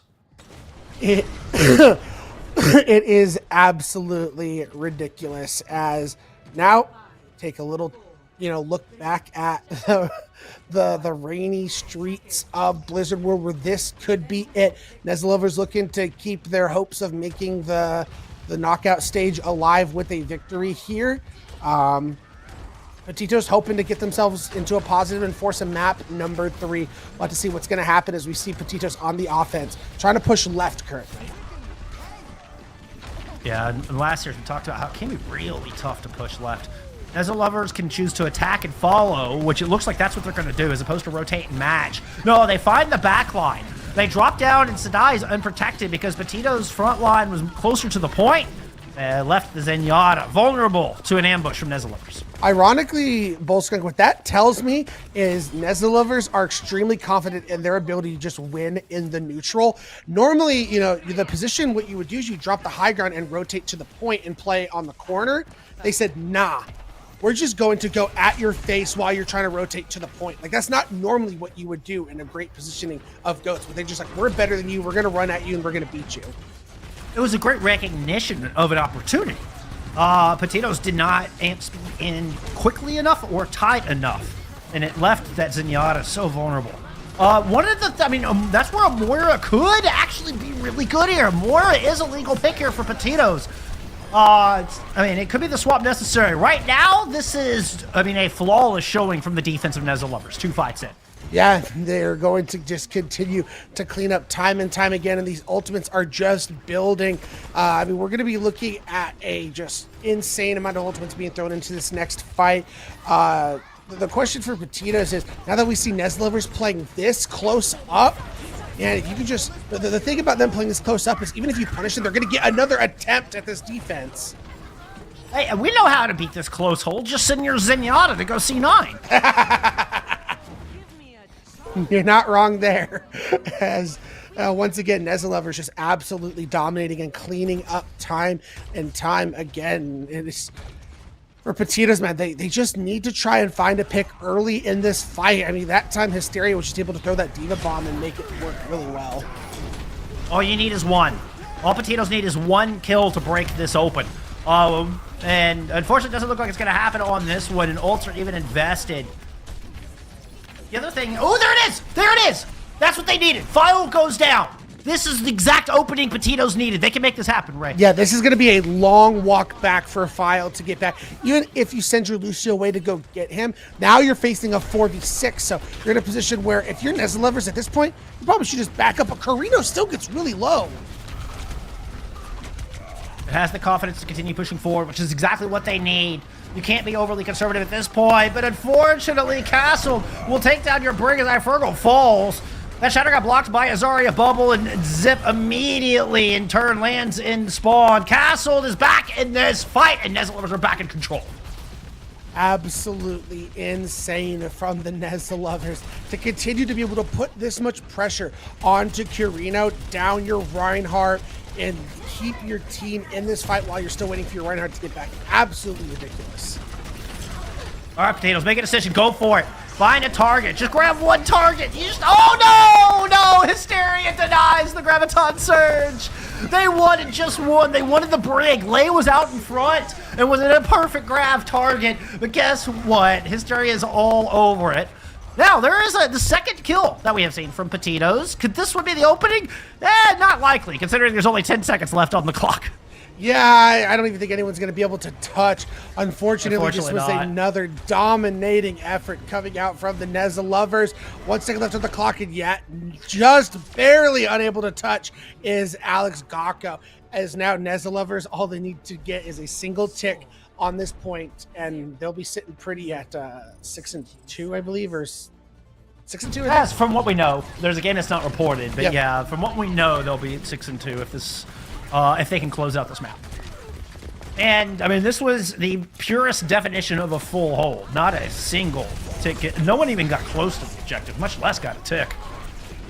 Okay, looks like I just refreshed the page. Bolskunk, and it has been reported they are currently sitting at 6-2, so they will be 7-2 if they're able to get Very this good. dub here. Our CSI investigation team on point today. Right, we are on point. And again, Oh, Hysteria! Hysteria was hiding around the corner. yeah, that I was just saw so that. smart. Yeah, That was so smart. very well played. As the lovers? As there's our Zen I thought we might get C9. Winston. There's our Zen C9 for you folks. That is moments in Overwatch history right there. Rod, you need to send that. It's got to go on Twitter. You've got to send me that. Put that on Twitter. Link me to it. All right. You got to be like, hey, some of the Overwatch League casters, like, yeah, you've casted Overwatch League, but have you ever casted a Zen backcapping goats? Because I have. Did you ever see this? Get a lot of that today. Have you ever seen a Seeker Reinhardt? We saw some of that today, too. We're about to watch Neza lovers take the attack. I think of the 33% they need to close out our group stage with a very strong 7-2. Yep, one tick is all it's going to take. And the way we've seen things go is their objective is to focus down. Well, Corino's on the Zarya. Zip is on the Rhine this time around. Let's see how that changes things.